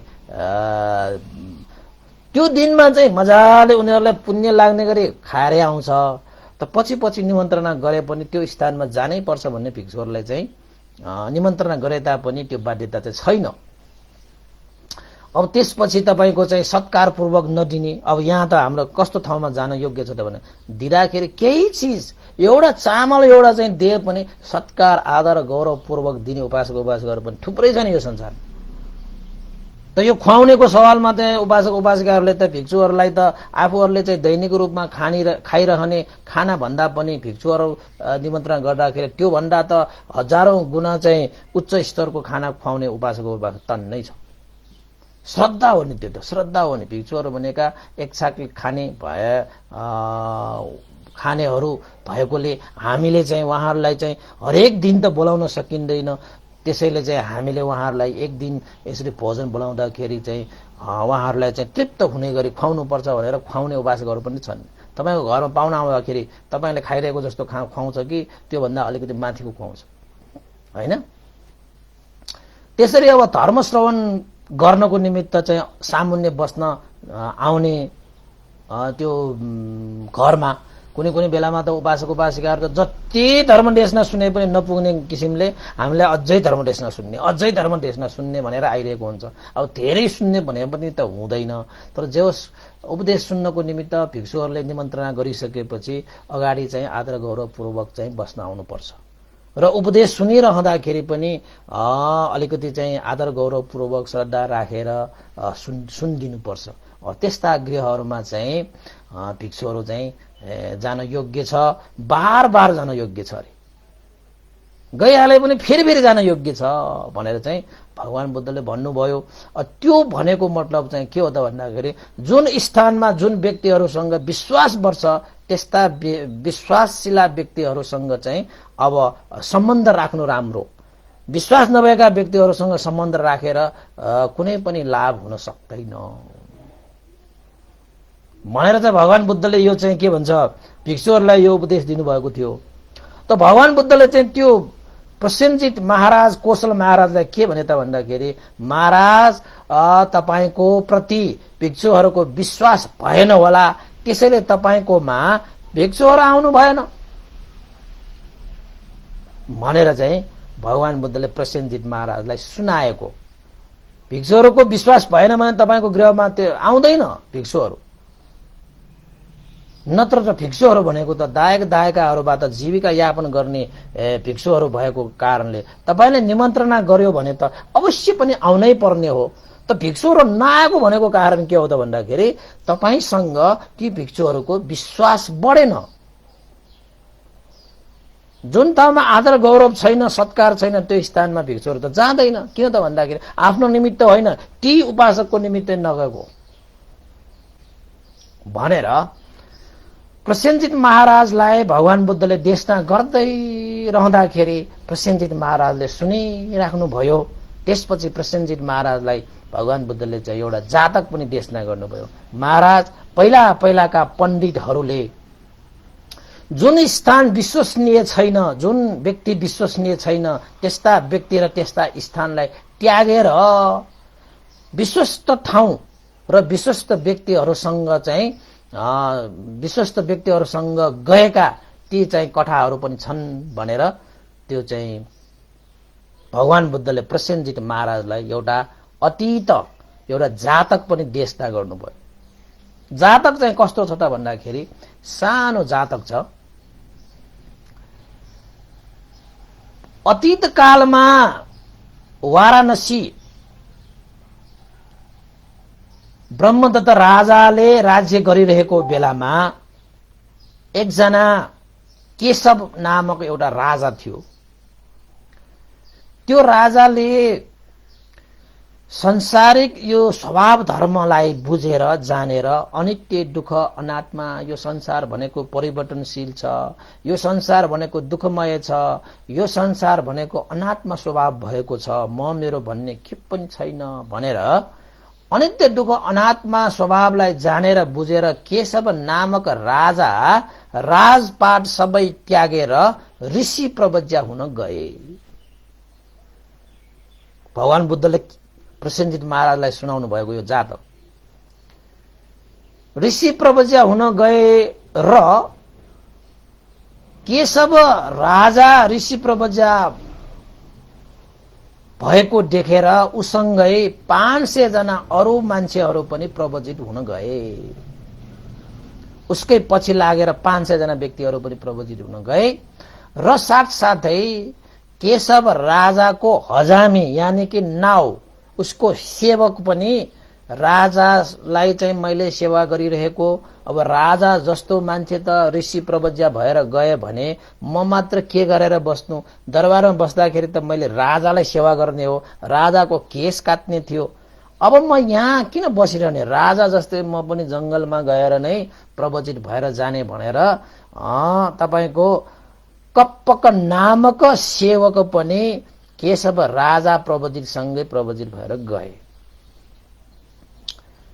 अब उनीहरू जंगलमा गएर चाहिँ प्रवजित भएर बसिराखे त धेरै कति महिनासम्म त भन्दाखेरि 8 वटा चाहिँ जंगलहरू घुमी 8 महिनासम्म, एउटा जंगलमा 1 महिना, एउटा जंगलमा 1 महिना गर्दै 8 महिना बसिसकेपछि नुनिलो चीज वस्तु खानको निमित्त केशव ऋषि, पहिला त राजा थियो, अहिले चाहिँ ऋषि भइसकेपछि वाराणसीमा आए। वाराणसीमा आइसकेपछि वाराणसीको त्यो राजाले त्यो प्रवज्या केशव प्रवजितलाई देखेपछि, ऋषिलाई देखेपछि प्रसन्न भएर वाराणसीको त्यो राजाले सेवा सत्कार गर्ने वचन दिएर केशव ऋषिलाई 4 महिनाको लागि यही बस्नको निमित्त अनुरोध गरे, प्रार्थना गरे भन्नु पर्यो। त केशव ऋषिले पनि के भने त भन्दाखेरि, महाराजले तपाईले चाहिँ यसरी व्यवस्थित गरेर निमन्त्रणा गर्नुहुन्छ भने म 4 महिनाको निमित्त यही बस्छु भनेर चाहिँ वचन दिए। त केशव ऋषिसँग अरु 500 जना पनि थियो र उसको चाहिँ सेवक कप्पक नामक ऋषि पनि त्यही सँगै थियो। उनीहरू त्यहाँ बसिरहँदाखेरि चाहिँ राजा जय हरेक दिन त्यहाँ चाहिँ आउनुहुन्थ्यो।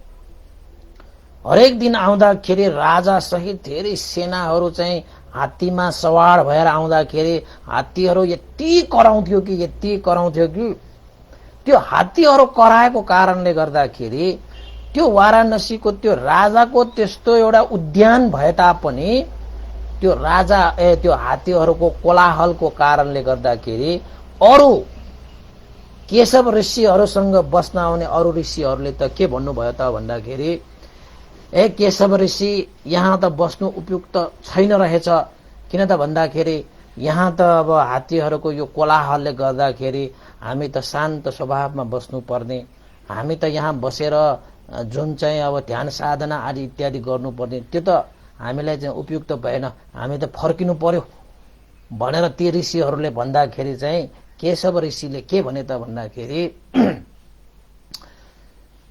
अब 4 महिनासम्म यही बस्छु भनेर वचन दिइसकेपछि अब कसरी जाने, अलिकति अप्ठ्यारो छ, मिलेन, मैले वचन दिइसकेको कारणले जसो तसो चाहिँ अब 4 महिना बस्नै पर्छ भनेर भने तापनि ती अरु 500 जना ती ऋषिहरूले के भने त भन्दाखेरि, वचन त तपाईले दिनुभएको हो, हामीले त दिएकै छैन हैन, त्यसैले वचन दिने तपाई बस्नुहुन्छ भने बस्नुहोस्, हामीलाई त यो स्थान उपयुक्त लागेन, यो स्थानमा ध्यान साधना आदि इत्यादि जुन गर्नुपर्ने त्यसको लागि यो स्थान उपयुक्त भएन, त्यसैले उपयुक्त नभएको स्थानलाई त्याग गर्नु नै जाति, हामी त गए भनेर सबैले छोडेर गए।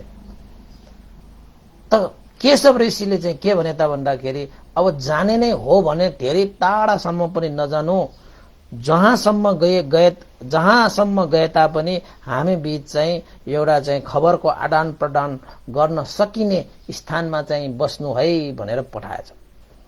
तिनीहरू पनि हामी नजिकैको जंगलमा गएर बस्छौं, जसको कारणले तपाईको पनि स्वास्थ्यको हाल खबर बुझ्नको निमित्त हामीलाई सजिलो हुन्छ। यो स्थान त उपयुक्त भएन, त्यसैले उपयुक्त नभएको स्थानमा बसेर उपयुक्त चीज प्राप्त गर्छु भनेर आशा गर्नु पनि बेकार हो भनेर उनीहरू पनि गए। त 500 जना ऋषिहरूले त्यो स्थान उपयुक्त नभए छोडेर गइसके तापनि केशव ऋषिले वचन दिइरहेको कारणले उपयुक्त नभए तापनि त्यहाँ बसिरहनु पर्यो 4 महिनाको निमित्त। त उसको एकजना मात्र सेवक उसँग थियो जसको नाम कप्पक। त कप्पकले पनि बिस्तारै जति सकिन्छ उसँग सेवा गर्दै बसिराख्यो। त बस्दै गर्दाखेरि समय बित्दाखेरि राजाको स्वभाव चाहिँ त्यही छ। हात्ती सवार गरेर हात्तीहरूको हुल ल्याएर चाहिँ हैन त्यहाँ चाहिँ हो हल्ला मचाएर त्यहाँ वातावरण नै अर्कै किसिमको पारेको कारणले गर्दाखेरि आखिरमा केशव ऋषिको एउटा सेवक बाँकी थियो। त्यो सेवकले पनि केशव ऋषिलाई म पनि अरू साथीहरू जस्तै म पनि चाहिँ अन्त्य निवासीको भएर बस्न जानु पर्यो, जंगलमा गएर बस्न जानु पर्यो, यहाँ बसेर त साँच्चैकै यो उपयुक्त छैन भनेर केशव ऋषिलाई सुनाउँदाखेरि केशव ऋषिले बार बार उसलाई रोके तापनि आखिरमा त्यो सेवक कप्पकले पनि केशव ऋषिलाई छोडेर ऊ पनि अन्त्यवासीको भएर गए। त्यसरी गइसकेपछि अब केशव ऋषिलाई पो आपद पर्यो, त सबैले त्यागेर गइसक्यो। यो स्थान त साँच्चैकै हेर्ने हो भने चाहिँ ऋषि प्रबुद्ध भएकाहरूलाई चाहिँ शान्त दान्त हैन त्यस्तो स्थान चाहिने। यहाँ त अब हात्तीहरूको त्यो कोलाहलले गर्दाखेरि त त्यो स्थान त उपयुक्त भएन। त उसले वचन दिइसकेको कारणले केशव ऋषिले त छोडेर जान सकिएन। अब छोडेर पनि जान सकिएन, बसिरहँदाखेरि पनि उपयुक्त भएन। त उसलाई के भयो त भन्दाखेरि आफ्ना मित्रहरू उनीहरूको अनुसरण गरेर स्मरण गरेर हैन त्यहाँ चाहिँ मन चाहिँ अब गाह्रो हुने किसिमले बस्दा बस्दै आखिरमा केशव ऋषि त साह्रै नै चाहिँ सिकिस्त बिरामी नै भए। बिरामी भयो। बिरामी भइसकेपछि राजाले चाहिँ त्यो ऋषिलाई उपचार गर्नको निमित्त ठुल्ठुला वैद्यहरू ल्याएर देखाउन पनि देखाए। ठुल्ठुला वैद्यहरूले बिरामी निको हुने आश्वासन पनि दिए। त उनीहरूको औषधि सेवन पनि गरे, तर त्यो औषधिले पनि के पनि काम गरेन, वैद्यहरूले पनि के पनि गर्न सकेन। त राजाले जसो तसो चाहिँ हैन ऋषिलाई चाहिँ अब जीवित पारेर राखे भन्नु पर्यो। त राजाले ऋषिलाई के भने त भन्दाखेरि हे केशव ऋषि, मैले त जति सकेको भरपूर रूपमा म तपाईलाई चाहिँ रोगबाट मुक्त गर्छु भनेर मैले ठुल्ठुला वैद्यहरू पनि बोलाए, औषधिहरू पनि दिए, तर चाहिँ मैले त तपाईको रोग त निकै पार्न सकेन। के भएको होला है भनेर चाहिँ सोद्धाखेरि त्यो केशव ऋषिले त्यो राजालाई के भने त भन्दाखेरि हे महाराज, साँच्चैकै मेरो यो रोग निको होस् भन्ने तपाईँ चाहनुहुन्छ है भनेर सोद्धाखेरि अवश्य पनि म तपाईको रोग चाहिँ निको होस् भनेर चाहन्छु। त्यसैले त मैले वैद्यहरू औषधिहरू ल्याएर तपाईको चाहिँ उपचार गरिरहेको भनिसकेपछि त्यो केशव त्यो ऋषिले के भने त भन्दाखेरि महाराज, मेरो रोग साँच्चैकै निको पार्ने हो भने मलाई पनि अरू मेरा मित्रहरू जस्तै अन्त्य निवासीको हुने अनुमति दिनुहोला। म तपाईको यो चाहिँ यो उद्यानमा तपाईकोलाई मैले 4 महिनासम्म चाहिँ मैले चाहिँ बस्छु भन्ने वचन दिएको कारणले मात्रै म यहाँ बसिरहेको। तर वास्तवमा ऋषिहरूको लागि त यो स्थान चाहिँ अलिकति अनुकूल नै भएन। त्यसैले मेरो यो शरीर चाहिँ अब अशक्त भएर गए, मेरो मन पनि अब अशक्त हुँदैछ। त्यसैले मेरो यो शरीर, यो मेरो मनलाई स्वस्थ बलियो बनाउने हो भने महाराज तपाईले मलाई अरू साथीहरू जस्तै अन्त्य निवासीको हुने अनुमति दिनुहोला भनेर चाहिँ ऋषिले चाहिँ अनुरोध गरिसकेपछि राजाले पनि ओहो त्यसो भए त अवश्य पनि तपाईँ जान सक्नुहुन्छ, मलाई त थाहा भएन त। तपाईलाई जुन स्थानमा तपाईलाई चाहिँ उपयुक्त लाग्छ त्यही स्थान तपाईले रोज्न सक्नुहुन्छ भनेर चाहिँ राजाले भनिसकेपछि केशव ऋषिले के भने त भन्दाखेरि यो स्थान भन्दा यो अन्त्य निवासीको जुन स्थान छ त्यो स्थान नै मलाई विश्वासिलो छ। यो राजदरबारको चाहिँ सुख सहेलमा बसे तापनि यो स्थानमा मलाई विश्वस्त भएर बस्न नसकेको कारणले गर्दाखेरि यो स्थान मलाई उपयुक्त भएन। तर अन्त्य निवासी जंगल जस्तो हो त्यस्तो कुनै सुविधा नभएको त्यो ठाउँ भए तापनि मलाई उहाँहरू त्यहाँ अन्त्य निवास भएर बसेका मेरा मित्रहरूसँग मेरो विश्वस्त सम्बन्ध छ, म विश्वस्त भएर त्यहाँ चाहिँ जीवन जिउन सक्छु। त्यसैले त्यो स्थान नै मैले चाहिँ आफूले चाहिँ त्यो स्थानलाई रोज्नु चाहिँ मेरो लागि उपयुक्त हुन्छ भनेर भनिसकेपछि राजाले पनि एउटा चाहिँ के भन्छ, नारद नामक अमात्यलाई बोलाएर, हे नारद, ल यो चाहिँ केशव नामक यो ऋषिलाई अन्त्य निवासीका ती चाहिँ अरू ऋषिहरू भएको ठाउँमा नै यो केशव ऋषिलाई चाहिँ सुव्यवस्थित रूपमा त्यहाँ पुर्याउने व्यवस्था गरिदिनु पर्यो। केशव ऋषिलाई त्यत्रो बिरामी हुँदाखेरि त्यत्रो औषधि गर्दै वैद्यहरू देखाए तर चाहिँ रोग निको भएन। अब केशव ऋषि आफैले आफ्नो मनले चाहेको जस्तो त्यो स्थान रोज्न पाएको कारणले, त्यस्तो एउटा विश्वस्त ठाउँ उसले त्यो खोजेको कारणले उसलाई विश्वस्त भएको ठाउँमा लिएर जानु भनेर चाहिँ नारद नामक अमात्यलाई जिम्मा दिइसकेपछि उसलाई उता पुर्याउन लगेको कारण के हो त भन्दाखेरि त्यो स्थानमा चाहिँ गएर चाहिँ अब केशव ऋषिको जति पनि सन्देशहरू छन् त्यो पनि अब राजालाई सुनाउन आउनु है भनेर चाहिँ नारद त्यो चाहिँ अमात्यलाई जिम्मा दिएर राजाले त्यो केशव ऋषिलाई अन्त्य निवासीका त्यो जंगलमा बसिरहेका ती आफन्त, ती चाहिँ इष्टमित्र होइन, त्यो विश्वासिलो व्यक्तिहरूको माझ गएर ऊ बस्न पुगे। त्यसरी बस्न पुगिसकेपछि त्यो अन्त्य निवासीका अरू ऋषिहरूले, केशव ऋषि तपाईले अहिले चाहिँ उपयुक्त निर्णय गर्नुभयो, राजाले पनि उपयुक्त कार्य गर्नु भएको रहेछ भनेर आखिरमा त्यो अन्त्य निवासीको त्यो ऋषिहरूले सबैले त्यो अशक्त भएको होइन, रोगी भएको त्यो केशव ऋषिलाई चाहिँ सबैले विश्वस्तपूर्वक चाहिँ व्यवहार गर्ने, विश्वस्तपूर्वक खाना खुवाएर चाहिँ केही समयपछि नै त्यो ऋषि त बलियो घालियो होइन, हिष्ट पुष्ट चाहिँ भएर आए र वैद्य र रोगले निको पार्न नसकेको त्यो चाहिँ रोगलाई आखिरमा विश्वस्त भएको स्थानमा बसेर केही खान पाउँदा, केही समय बिताउन पाउँदा नै उसको रोग चाहिँ निको भयो। त यो जातक चाहिँ भगवान बुद्धले प्रसेनजित महाराजलाई देशना गर्नु भएको। भगवान बुद्धले भन्नुभयो, प्रसेनजित महाराज पहिला पहिलाका विद्वान त्यस्ता चाहिँ केशव ऋषि, त्यस्ता पण्डितहरूले पनि विश्वास नभएको, विश्वस्त नभएको स्थानलाई त्यागेर विश्वस्त भएको स्थानमा पुगिसकेपछि ठूलै लाभ लिन सके। त्यसैले विश्वास नभएको स्थानमा बस्नु, विश्वस्त नभएको स्थानमा जानु, आदर गौरव सत्कार नभएको स्थानमा जानु भनेको चाहिँ श्रमण प्रवजितहरूको लागि योग्य छैन।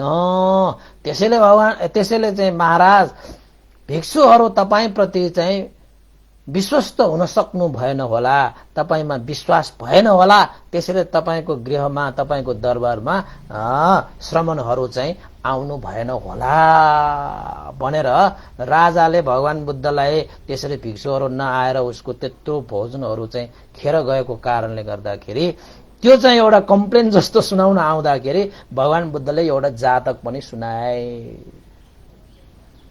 त राजाले के सोचे त, त्यो प्रसेनजित राजाले के सोचे त भन्दाखेरि अवश्य पनि भिक्षुहरू भनेको त दायक दायिकाहरूको भोजन दानबाट जीविका गर्ने त्यस्ता व्यक्तिहरूले चाहिँ अवश्य पनि चाहिँ निमन्त्रण र स्वीकार गर्नै हुन्छ। त अहिले चाहिँ निमन्त्रणा गरिरहेता पनि गृहमा चाहिँ प्रवेश नगर्नुको कारण, त्यो महलमा प्रवेश नगर्नुको कारण के होला त भन्दाखेरि पक्कै पनि भिक्षुहरूमा म प्रति विश्वास नभएकै हुन सक्छ। जुन विधि विधान मैले गर्नुपर्ने त्यो मैले नगरेको हुन सक्छ। त्यसैले चाहिँ अवश्य पनि भिक्षुहरू चाहिँ पाल्नु नभएको होला। त्यसैले भिक्षुहरूको चाहिँ विश्वास जित्नु सक्नुपर्छ। भिक्षुहरूको विश्वास जित्यो भने चाहिँ जीवनको लागि मंगल हुन्छ, कल्याण हुन्छ। मैले दान गर्न पाउँछ, शील पालन गर्न पाउँछ, ध्यान भावना गर्न पाउँछ, धर्म देशना सुन्न पाउँछ, धेरै कुशल कर्महरू मैले सम्पादन गर्न पाउँछ। त्यसैले यी भिक्षुहरूको चाहिँ विश्वास मैले जित्नुपर्छ। यो संघहरूको मैले विश्वास जित्नुपर्छ, यो भगवानको मैले चाहिँ विश्वास जित्नुपर्छ भनेर अनि मात्रै त्यो प्रसेनजित राजाले यदि मसँग चाहिँ विश्वास बढाउनको निमित्त मैले चाहिँ भगवान बुद्धकै कुलको एकजना राजकुमारीलाई विवाह गरे भने त भगवान बुद्ध प्रमुख संघहरूको पनि धेरै विश्वास पनि बढ्छ अनि मैले चाहिँ धेरै पुण्य पनि कमाउन पाइन्छ, धेरै कुशल कर्म पनि वृद्धि गर्न पाउँछ भन्ने सोचेर अनि मात्रै भगवान त्यो कौशल महाराजले भगवान बुद्धको कुल जातिको राजकुमारी विवाह गर्नको निमित्त कपिलवस्तुमा राजकुमारी विवाहको निमित्त प्रस्ताव पठाएको रहेछ।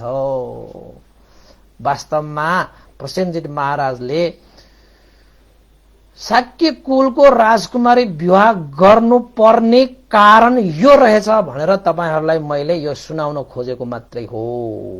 यो कथा पनि तपाईको चाहिँ विदु दबको कथामै आइरहेको कारणले मैले हिजो यसलाई चाहिँ छोडेर जाउँ कि जस्तो लागेकोले मैले अलिकति जम गरौँ कि जस्तो लागेको छ। किन फेरि जम गरेर जाने, यो सबै चीजहरु चाहिँ भन्दै जानु पर्ला, फेरि चाहिँ अलिकति चाहिँ हैन अपुरो जस्तो होला कि प्रसेनजित महाराजलाई भगवान बुद्धले यस्तो यस्तो देशना गरेको कुराहरु पनि सुनाउन पनि छुट्टिएला भनेर चाहिँ आज मैले यो कुराहरु फेरि तपाईहरुले जोडेर सुनाइदिहाले। त यसरी भगवान बुद्ध प्रमुख भिक्षुहरुको विश्वस्त भएर बस्नु, विश्वासिलो भएर बस्नुमा धेरै चाहिँ लाभ हैन, धेरै उपकार, धेरै मंगल, धेरै कुशल देखेका त्यो प्रसेनजित महाराजले भगवान बुद्धको र भिक्षुहरुको विश्वास नटुटोस्, उहाँहरुसँग सम्बन्ध मेरो दरिलो होस् हैन, यसरी चाहिँ एउटा चाहिँ नाताकै सम्बन्ध भइसकेपछि त अब मेरो घरमा त भिक्षुहरु चाहिँ होस् या सामनेरहरु होस् हैन, मेरो गृहमा त अब जहिले पनि चाहिँ भोजनको निमित्त आउनु हुँदाखेरि मैले धेरै धेरै पुण्य कुशल कर्म गर्ने अवसर पाउने छु भन्ने जानेरै प्रसेनजित महाराजले भगवान बुद्धको जातिसँग, भगवान बुद्धको कुलसँग, भगवान बुद्धको वंशसँग चाहिँ नाता गाँस्नको निमित्त कपिलवस्तुमा राजकुमारी बिहा गर्ने प्रस्ताव लगेको रहेछ र त्यो प्रस्ताव लगेको अनुसार त्यहाँ के घटना घट्यो भन्ने कुरा त हिजोको त्यो विदु दब को कहानीबाट सबै प्रष्ट भइसकेको छ। यो सम्पूर्ण कुराहरु चाहिँ विदु दबको त्यो सबै कार्यहरु भइसकेपछि प्रसेनजितले चाहिँ मैले चाहिँ भगवान बुद्ध प्रभु भिक्षुहरुसँग विश्वास बढोस्, सम्बन्ध दरिलो होस् भनेर चाहिँ मैले चाहिँ कपिलवस्तुको राजकुमारलाई विवाह गरे। तर विश्वास बढोस्, विश्वास दरिलो होस् भनेर जुन कार्य मैले गरे ठ्याक्कै उल्टो पो भयो त। मलाई त कपिलवस्तुको त्यो महानाम शाक्य राजाले त मलाई आफ्नै छोरी भनेर त दासीको छोरी पो मलाई चाहिँ भिराएर पठाएको रहेछ। झन् विश्वास बढोस् भनेर कार्य गर्छु त झन् विश्वास नै त्यहाँ टुटेछ, मलाई त धोका भएको रहेछ भनेर चाहिँ प्रसेनजित महाराजले एकछिन त सोचे पनि र एकछिन त रिसाएर उसले चाहिँ विरुद्धव र चाहिँ महारानीलाई दासीको रूपमै राखेको पनि थियो। त भगवान बुद्धको उपदेशबाट त्यो प्रसेनजित महाराजले फेरि विदुदव र त्यो महारानीलाई फेरि उनीहरुको जुन चाहिँ पद छ त्यही पद दिएर उनीहरुलाई सरसम्मानका पूर्वक पनि राखे भन्ने चाहिँ हिजोसम्म हामीले चाहिँ देशमा पनि गरेका थियौं हैन। अब त्यसपछि विदुदव त तपाईको चाहिँ फेरि राजकुमार भइहाल्यो। राजकुमार भइसकेपछि उसले चाहिँ जहिले पनि के विचार गर्थ्यो त्यो भन्दाखेरि मलाई त कपिलवस्तुका ती शाक्य कुलका राजाहरूले मलाई त अन्याय गरेको रहेछ, मलाई दास भनेर चाहिँ मलाई हेपा रूपमा मलाई व्यवहार पनि गरेको रहेछ। यद्यपि मलाई नै जानकारी नदिकन मलाई नै अनजानमा राखेर यत्रो ठूलो जाल उनीहरूले बुनेको रहेछ। यद्यपि म कपिलवस्तु जाँदाखेरि मैले आदर गौरव पूर्वक नै मेरा मामा, मेरा बाजेहरू, मेरा आफन्त इष्ट मित्रहरू चिन्नको निमित्त मैले कपिलवस्तु जाँदाखेरि म बसेको आसन, म बसेको पिर्का हैन, म बसेको बेन्च त्यो पनि एउटा दासीले दुधले चोख्याइरहेको रहेछ, दुधले धोइरहेको रहेछ। त यो सम्पूर्ण त्यो शाक्यहरूको चाहिँ गर्दन छिनालेर त्यो रगतबाट म त्यो पीरका अवश्य पनि टुन्छु भनेर बार बार त्यो बिरुडोबले त्यो चाहिँ विचार गरिरहन्थ्यो कि गरिरहन्थ्यो। यतापट्टि एक किसिमको चाहिँ उसको आन्तरिक द्वन्द्वहरू चाहिँ चलिरहेको थियो।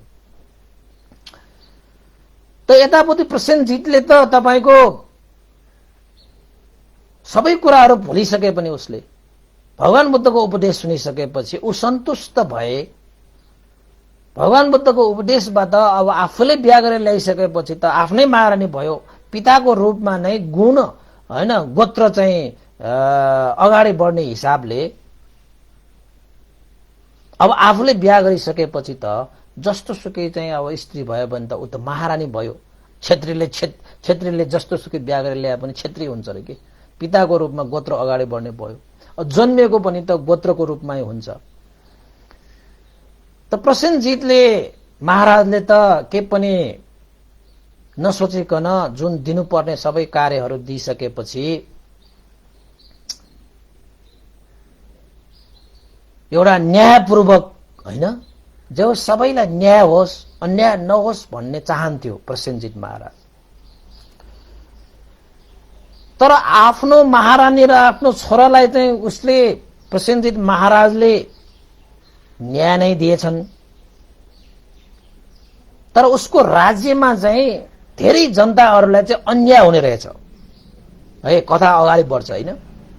किन अगाडि अन्याय भएको रहेछ त भन्दाखेरि त्यो राजदरबारमा न्याय गर्ने न्यायाधीशहरू प्रसेनजितका न्यायाधीशहरूले चाहिँ घुस खाने हैन। कसैको चाहिँ अब ठूला बडालाई जिताइदिने, कमजोरहरूलाई हराइदिने हैन, ठूलालाई चाहिँ सानालाई ऐन भने जस्तै प्रसेनजित महाराजका चाहिँ न्यायाधीशहरूले जनताहरूप्रति जुन चाहिँ न्याय निसाब गरिरहेका थिए ती न्याय निसाबहरू पूर्ण रूपमा अन्याय भइरहेको थियो। अन्याय भइरहेको थियो।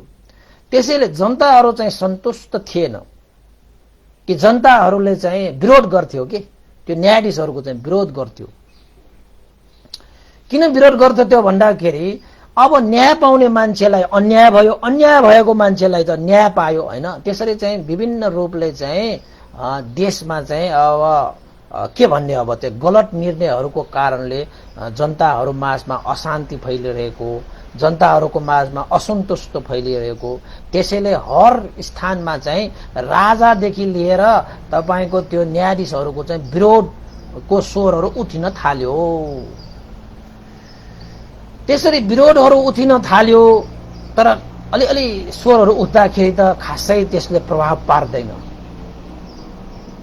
तर एक दिन चाहिँ प्रसेनजित महाराजको एउटा न्यायालयमा एउटा ठूलो घटना घटेछ। एउटा गरिब मान्छेलाई साह्रै नै अन्याय हुने गरी त्यो न्यायाधीशहरूले चाहिँ निर्णय गरेको रहेछ। साह्रै नै अन्याय गरेर। किन भन्दाखेरि त्यो गरिब जनतालाई त हेपेको रहेछ। त्यो गरिब जनताले न्याय पाउनु पर्ने मुद्दा थियो। तर गरिब जनताले न्याय नपाइकन गरिब जनताले नै अन्याय पारेर अरु कसैलाई नै हैन न्याय नै पाउनु नपर्ने त्यो व्यक्तिलाई न्याय दिए भनेर चाहिँ त्यहाँ एउटा चाहिँ फैसला भएछ। फैसला भइसकेपछि त त्यो चाहिँ जसलाई अन्याय परेको छ, जुन गरिब छ हैन, जुन चाहिँ अब कमजोर छ, निरीह छ, त्यो अन्याय परेको त्यो व्यक्तिले चाहिँ राजाले पनि यसको न्याय गरेन, अब चाहिँ न्यायाधीशले पनि यो न्याय गरेन, यो कसले न्याय गरिदेला भनेर चाहिँ कुरेर बसिरहे। कसले मात्र मलाई यो न्याय दिन सक्ला भनेर आँखामा आँसु राखेर धुरु धुरु रोएर उनीहरूले चाहिँ के विचार गरे त भन्दाखेरि यो राज्यमा अब हामीलाई न्याय निसाब गरिदिन सक्ने यो राज्यको सेनापति जसको नाम बण्डुल भनेर थियो। त बण्डुल भन्ने सेनापति, कौशल नरेशको सेनापति बण्डुल सेनापति साह्रै नै शक्तिवादी, साह्रै नै शक्तिशाली, साह्रै नै सिपवान, साह्रै नै अटल विश्वास भएको व्यक्ति, सत्य मार्गमा हिँड्ने उसको एउटा चाहिँ सेनापति रहेछ के कौशल महाराजको।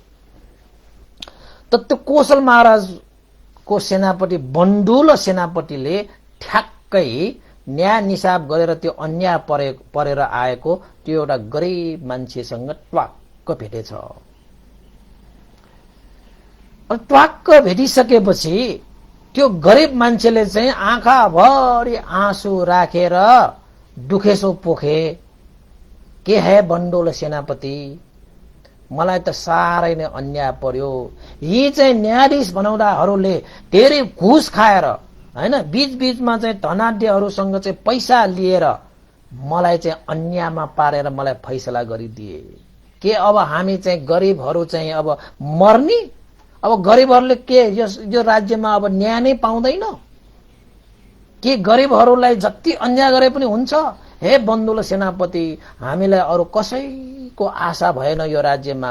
अब तपाईँ नै एकजना हुनुहुन्छ जसले यस्ता अन्याय परेकाहरूलाई न्याय दिन सक्ने। तपाईँ नै एकजना हाम्रो आशाको केन्द्र बाहेक अरू त हामी के पनि देख्दैन। हामीले सुनेको त तपाईँ सत्यवादी हुनुहुन्छ, तपाईँ सत्यमा अडान लिनुहुन्छ, अन्याय विरुद्ध तपाईँ लड्नुहुन्छ र तपाईँले लडेको पनि छ भन्ने हामीले सुनेको छु हैन। त्यसैले हे बन्डुल सेनापति, हामीलाई न्याय दिलाउनु पर्यो भनेर त्यो अन्यायमा परेका ती चाहिँ गरिबहरूले बन्डुल सेनापतिलाई हात जोडेर न्यायको भिख मागे। हेर्नुहोस् है, अब न्यायको भिख माग्नु पर्ने त्यो राज्य थियो पहिला। न्याय भनेको चाहिँ न्यायको लागि भिख माग्नु पर्यो भने साह्रै नै त्यो दर्दनाक हुन्छ कि।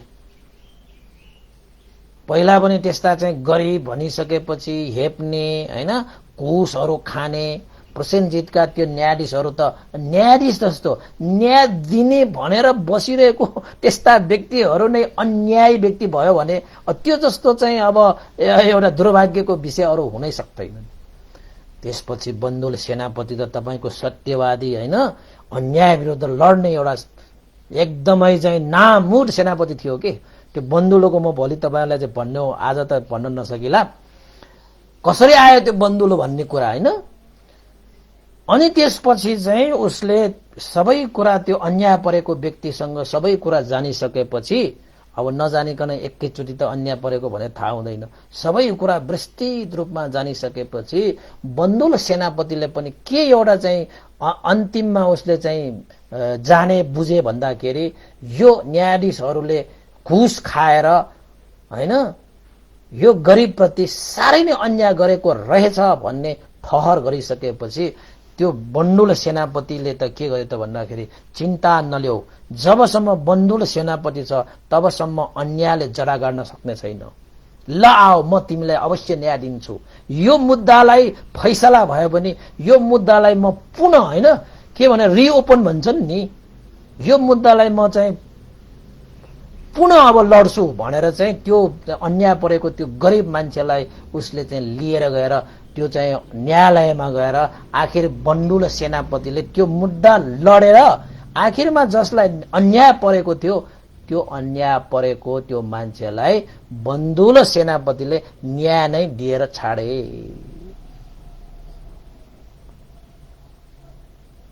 त न्याय दिइसकेपछि त सारा अन्यायमा परिरहेका मान्छेहरू त्यो एकजना मात्र होइन, कति छ के अन्यायमा परिरहेका, त्यसरी घुस खाएर अन्यायमा पारेर त्यसरी फैसला गरेको त कैयौं त्यस्ता फैसलाहरू रहेछ। त बन्डुल त्यो सेनापतिको सारा मान्छेहरूले चाहिँ जय जयकार जय जयकार जय जयकार गर्न थाले।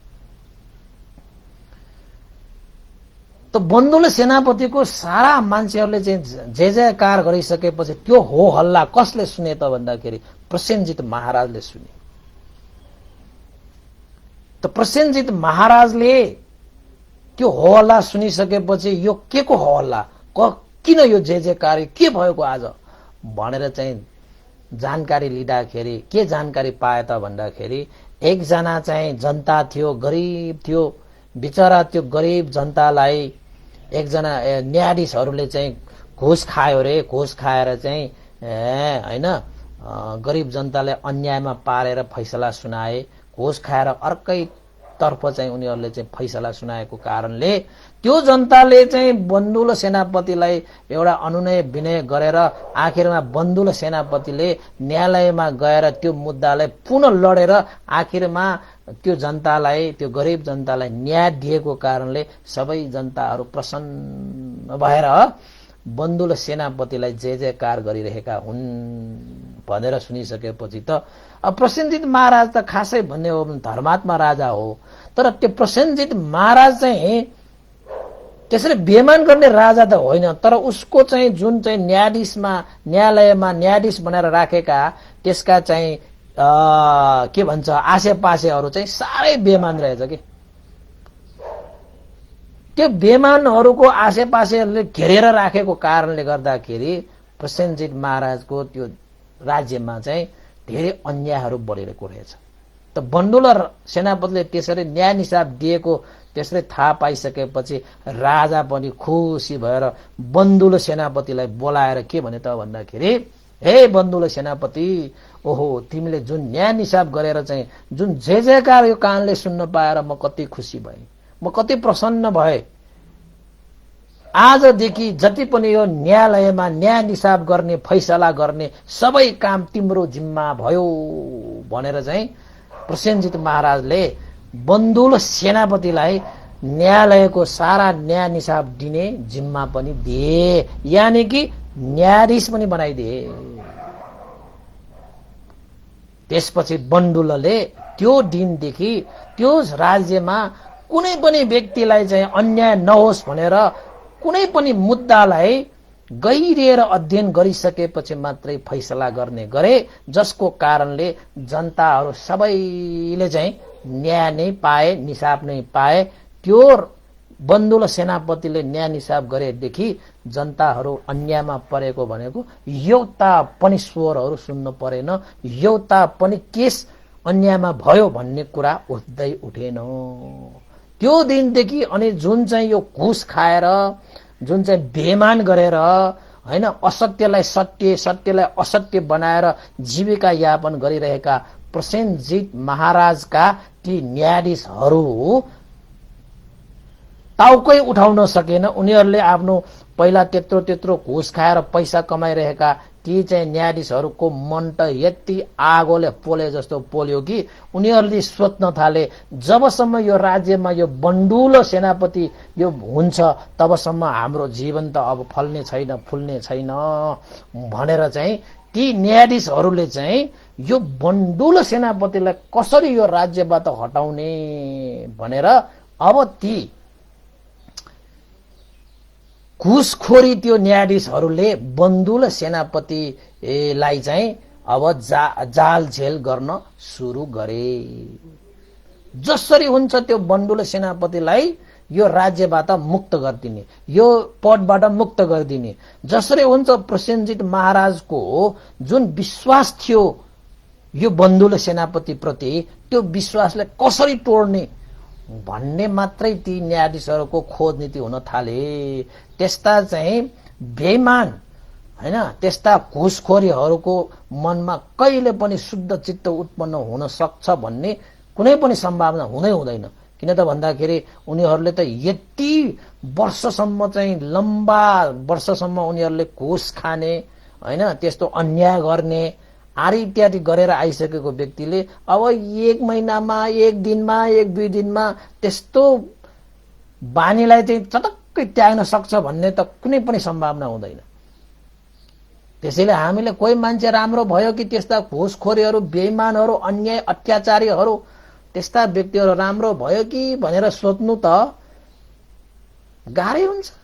किन त भन्दाखेरि उसले त्यत्रो वर्षसम्म उसले आफ्नो जीवनलाई त्यसरी दोहोऱ्याएर आएको चिज एकैछिनमा त्यसले चटक्कै छोड्न सक्छ भन्ने त कुनै पनि त्यसमा चाहिँ चान्सेस छैन कि। त्यसैले हाम्रो राष्ट्रमा पनि त्यसरी चाहिँ भ्रष्टाचारीहरू, घुसखोरीहरू, बेइमानीहरू, अत्याचारीहरू धेरै यो राष्ट्रमा बढ्यो भने चाहिँ उनीहरूलाई चाहिँ यो सुधार्नको निमित्त धेरै गाह्रो हुन्छ। किन त भन्दाखेरि उनीहरूले धेरै समयसम्म त्यसरी चाहिँ अत्याचारी भ्रष्टाचारी गरेर आएको कारणले त्यत्रो समयसम्मको त्यो चाहिँ संस्कारलाई काट्नको निमित्त सानोतिनो प्रयासले अवश्य पनि सकिँदैन। त्यसैले हामीले आफ्नो यो जीवनमा त्यस्ता बेइमान, घुसखोरी, अत्याचारी, असत्य चिजहरूलाई नपाल्नु नै जाति। किन त भन्दाखेरि कुनै बेला तपाईले यो अन्याय, यो अत्याचार, यो चाहिँ भ्रष्टाचार, यो चाहिँ असत्य चिज छोड्नु पर्छ भनेर तपाईको चित्त आए पनि एकैचोटि छोड्नै सक्दैन तपाईले। केही कुरामा तपाई चाहिँ गुरेर बगेर गइरहनु पर्ने अवस्था आउँछ। त्यसैले पनि प्रसेनजित महाराजका ती न्यायाधीशहरू जो चाहिँ भ्रष्टाचारी थिए, अन्यायी थिए, अत्याचारी थिए, तिनीहरूले चाहिँ अब खान नपाएपछि हैन, उनीहरूले चाहिँ अन्याय चाहिँ गर्न नपाएपछि, अब पैसा कमाउन नपाएपछि त उनीहरू त अब त्यतिकै बस्ने भएन। बन्दुल सेनापतिको उपर उनीहरूले जाल, जेल, षड्यन्त्र सारा चीज गर्न थाले। अब जसरी हुन्छ, जे गर्दा हुन्छ, बन्दुल सेनापति प्रति राजाको विश्वास घटोस् र राजाले उसलाई त्यो पदबाट हटाओस्। त्यसरी हटाइसकेपछि हामी फेरि त्यो पदमा बसेर फेरि हामीले त्यसरी चाहिँ अन्याय, अत्याचार, भ्रष्टाचार हैन पैसाहरू कमाउने कार्य गर्न पाओस् भनेर सोचेर बन्दुल सेनापतिको उपर उनीहरूले रणनीतिहरू सुरु गर्न थाले। उनीहरूले चाहिँ जाल जेल अब सुरु गर्न थाले। ल आज चाहिँ हामीले यति मात्रै कथा भन्नु पर्ला। किन त भन्दाखेरि भोलिको त्यो बन्दुल सेनापतिको बारेमा अलिकति व्याख्या पनि गर्नुपर्छ।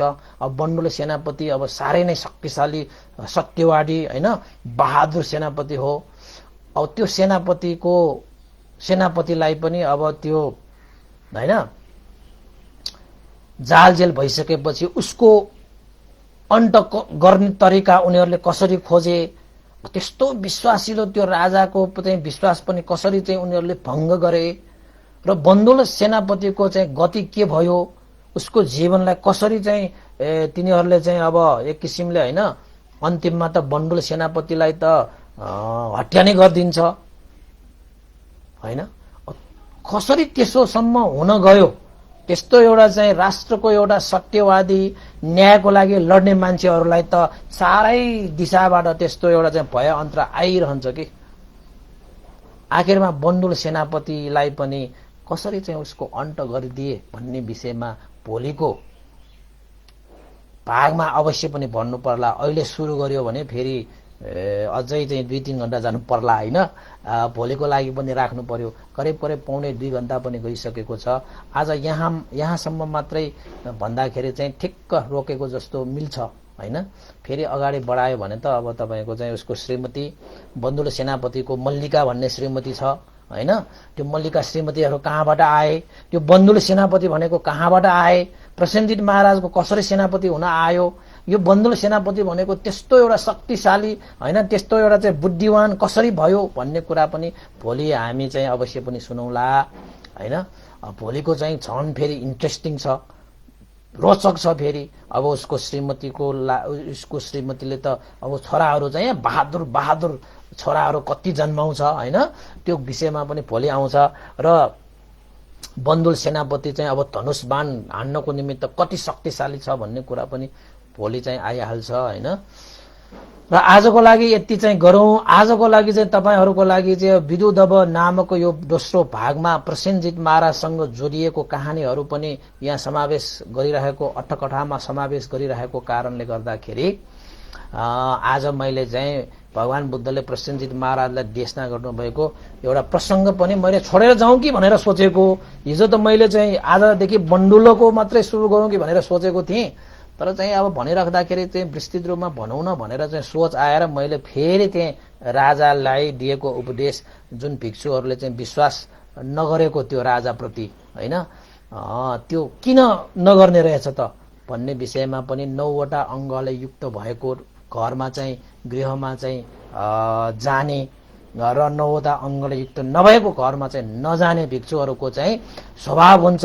र भगवान बुद्धले त्यो सूत्र चाहिँ भिक्षुहरूलाई देशना गरिराखेको कारणले गर्दाखेरि भिक्षुहरू चाहिँ त्यस्ता स्थानमा जान बाध्य हुँदैन र गइहाल्नु परे पनि त्यो स्थानमा बस्दैन भन्ने उपदेश पनि यहाँ आइहाल्यो र पहिलाका पण्डितहरूले चाहिँ विश्वस्त भएको स्थानलाई रोजेको हैन, विश्वस्त भएको व्यक्तिहरूसँग बास बसेको एउटा जातक पनि प्रस्तुत गरे हैन।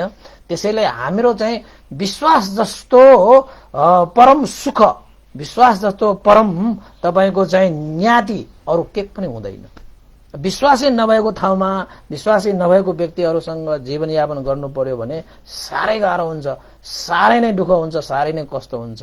त्यो स्थानमा बसेर चाहिँ उन्नति गर्न सकिँदैन, प्रगति गर्न सकिँदैन। त्यसैले चाहिँ विश्वास भनेको सबभन्दा ठूलो बन्धु हो, विश्वास भनेको सबभन्दा ठूलो न्याति हो। त्यसैले चाहिँ रगतको नाता मात्रै विश्वास हुन्छ भन्ने हुँदैन। रगतको नाता नभए पनि यो मनको नाता भयो भने त विश्वास त्यहाँ बढ्छ हैन। त्यसैले चाहिँ हामीले अरू व्यक्तिहरूप्रति चाहिँ नाता जोडिरहने हो भने विश्वासलाई बलियो बनाउनु पर्छ। यदि विश्वास तोडियो भने तपाईको रगतको नाता भएको व्यक्तिहरूप्रति पनि विश्वास चाहिँ हटेर जान सक्छ हैन। यदि चाहिँ तपाईको रगतको नाता नभए पनि एउटा चाहिँ मनको नाता भएर आयो भने त्यो त्यहाँ पनि एउटा विश्वास दरिलो भएर आउन सक्छ। त्यसैले चाहिँ भगवान बुद्धको यो उपदेशबाट पनि के एउटा चाहिँ हामी सामाजिक प्राणी भएको कारणले विश्वास जित्ने र विश्वास भङ्ग नहुने कार्य गर्नुपर्छ। तपाईले कुनै पनि शरीर वचन मनबाट कार्य गर्दाखेरि चाहिँ विश्वास बढ्ने कार्य गर्नुहोस्। शरीर वचन मनबाट कार्य गर्दाखेरि तपाईँ उपर भइरहेको विश्वास नटुटोस् भनेर तपाईले कार्य गर्न सक्नु पर्यो। र भगवान बुद्धको त्यो शिक्षाको मूल सन्देश पनि राजालाई त्यही थियो कि भाउ भिक्षुहरू त उसको घरमा त गएन त, किन गएन त भन्दाखेरि त्यहाँ त व्यवस्था के पनि मिलेन त। त्यसैले चाहिँ विश्वास नै सबभन्दा ठूलो बन्धु न्याति भएको कारणले त्यो प्रसेनजित महाराजले भगवान बुद्धसँग विश्वास जित्नको निमित्त, संघहरूसँग विश्वास बढाउनको निमित्त कपिलवस्तुको शाक्य कुलकी राजकुमारी विवाह गर्ने प्रस्ताव लगेको थियो र विवाह पनि भयो। सबै कुरा हिजो हामीले भनिहाले के भयो, कसो कसो भयो। त्यो कारणले गर्दाखेरि उसले कपिलवस्तुको राजकुमारले विवाह गर्न चाहेको थियो भन्ने विषयलाई हामीले हिजो पनि बताइसके। र आज हाम्रो प्रसेनजित महाराज सहित बन्धुल सेनापतिको पनि अलिकति हैन कस्तो खाले चरित्रको मान्छे बन्धुल सेनापति भनेको, न्यायमा अड्ने, सत्यमा अड्ने, न्याय निसाब गर्न सक्ने एउटा सेनापति रहेछ भन्ने एउटा सानो परिचय पनि आज दिएर आजको उपदेश मैले यही टुङ्ग्याएँ। तपाईहरूले सुनिदिनु भयो। अघि भनेको जस्तो धर्म श्रवण गर्दाखेरि त तपाईले आदर गौरव पूर्वक हैन सुन्नुभयो भने भन्टीहरूले पनि सुनाइरहनुहुन्छ कि। अब आदर गौरव पूर्वक सुन्नु भएन, अब श्रद्धा आस्था छैन भने भन्टीहरूले पनि सुनाउँदैन। त्यस्तालाई सुनाएर पनि केही पनि छैन नि हैन। त्यसैले आजको उपदेशलाई यही टुङ्ग्याउँदै भोलि पनि अवश्य बन्धुल सेनापतिको देशना लिएर उपस्थित हुने बाचा गर्दै आज यही टुङ्ग्याउन चाहन्छु। र सबैलाई साधुवाद छ। तपाईहरुले कमेन्ट गरिदिनु भयो होला, तपाईहरुले चाहिँ लाइक गरिदिनु भयो होला, तपाईहरुले शेयर पनि गरिदिनु भयो होला। हुन त अहिले चाहिँ लकडाउन चाहिँ अहिले खुकुलो भइसकेको छ, जोर बिजोरको प्रणाली भइसकेको कारणले गर्दाखेरि उपासकहरू पनि कतिको सहभागी भइरहेको छ। अब त्यो त पहिला जस्तो नहुन पनि सक्ला। अब त्यो साँच्चैकै अब समय मिलाउनेहरूले त सहभागी गर्दै गर्ला। यदि तपाईको चाहिँ बिहान समय छैन भने पनि अरूले दिउँसो राति जहिले पनि सुन्न पाओस् भनेर तपाईले चाहिँ शेयर गरिदिनु भयो भने अवश्य पनि तपाईलाई पनि पुण्य लाग्छ र भन्नेलाई पनि पुण्य लाग्छ, सुन्नेलाई पनि पुण्य लाग्छ हैन। त्यसैले यसरी हामीले पुण्य कमाएर जुन चाहिँ आर्जित गरेको त्यो पुण्यलाई हामीमा मात्रै सीमित नराखेर हामीले चाहिँ देवताहरू हैन, हामीबाट बितेर गएका ज्ञाति बन्धुहरू, त्यस्तै गरी चाहिँ अमनुष्यहरू, सत्व प्राणीहरूलाई सम्म पनि यो पुण्य लाभ भई उहाँहरूको जीवनमा पनि कहिले अन्याय नहोस्, न्याय होस् हैन, सबैप्रति चाहिँ विश्वस्त भएर बस्न सक्ने त्यो वातावरण क्रिएट होस् आजको देशना अनुसार हैन। र दानशील भावनाले कुशल कर्म वृद्धि गरेर जान सकोस् भन्दै कामना गर्दै आजको पुण्यानुमोदन गर्न चाहन्छु। सबैले श्रद्धा आस्था गौरवपूर्वक पुण्य अनुमोदन गर्नको निमित्त साधुकार भन्नुहोला। साधु साधु साधु इदं नो ज्ञातिनं होतु सुखितावन्तु ज्ञातयो इदं नो ज्ञातिनं होतु सुखितावन्तु ज्ञातयो इदं नो ज्ञातिनं होतु सुखितावन्तु ज्ञातयो एतावता साम्येहि सम्पदं पुण्यसम्पदं साम्बे देवा अनुमोदन्तु साम्ब सम्पत्तिसिद्धिया एतावता साम्येहि सम्पदं पुण्यसम्पदं साम्बे सत्ता अनुमोदन्तु साम्ब सम्पत्तिसिद्धिया एतावता साम्येहि सम्पदं पुण्यसम्पदं सब्बे भूता अनुमोदन्तु साम्ब सम्पत्तिसिद्धिया साधु साधु साधु भवतु सर्वमङ्गलं।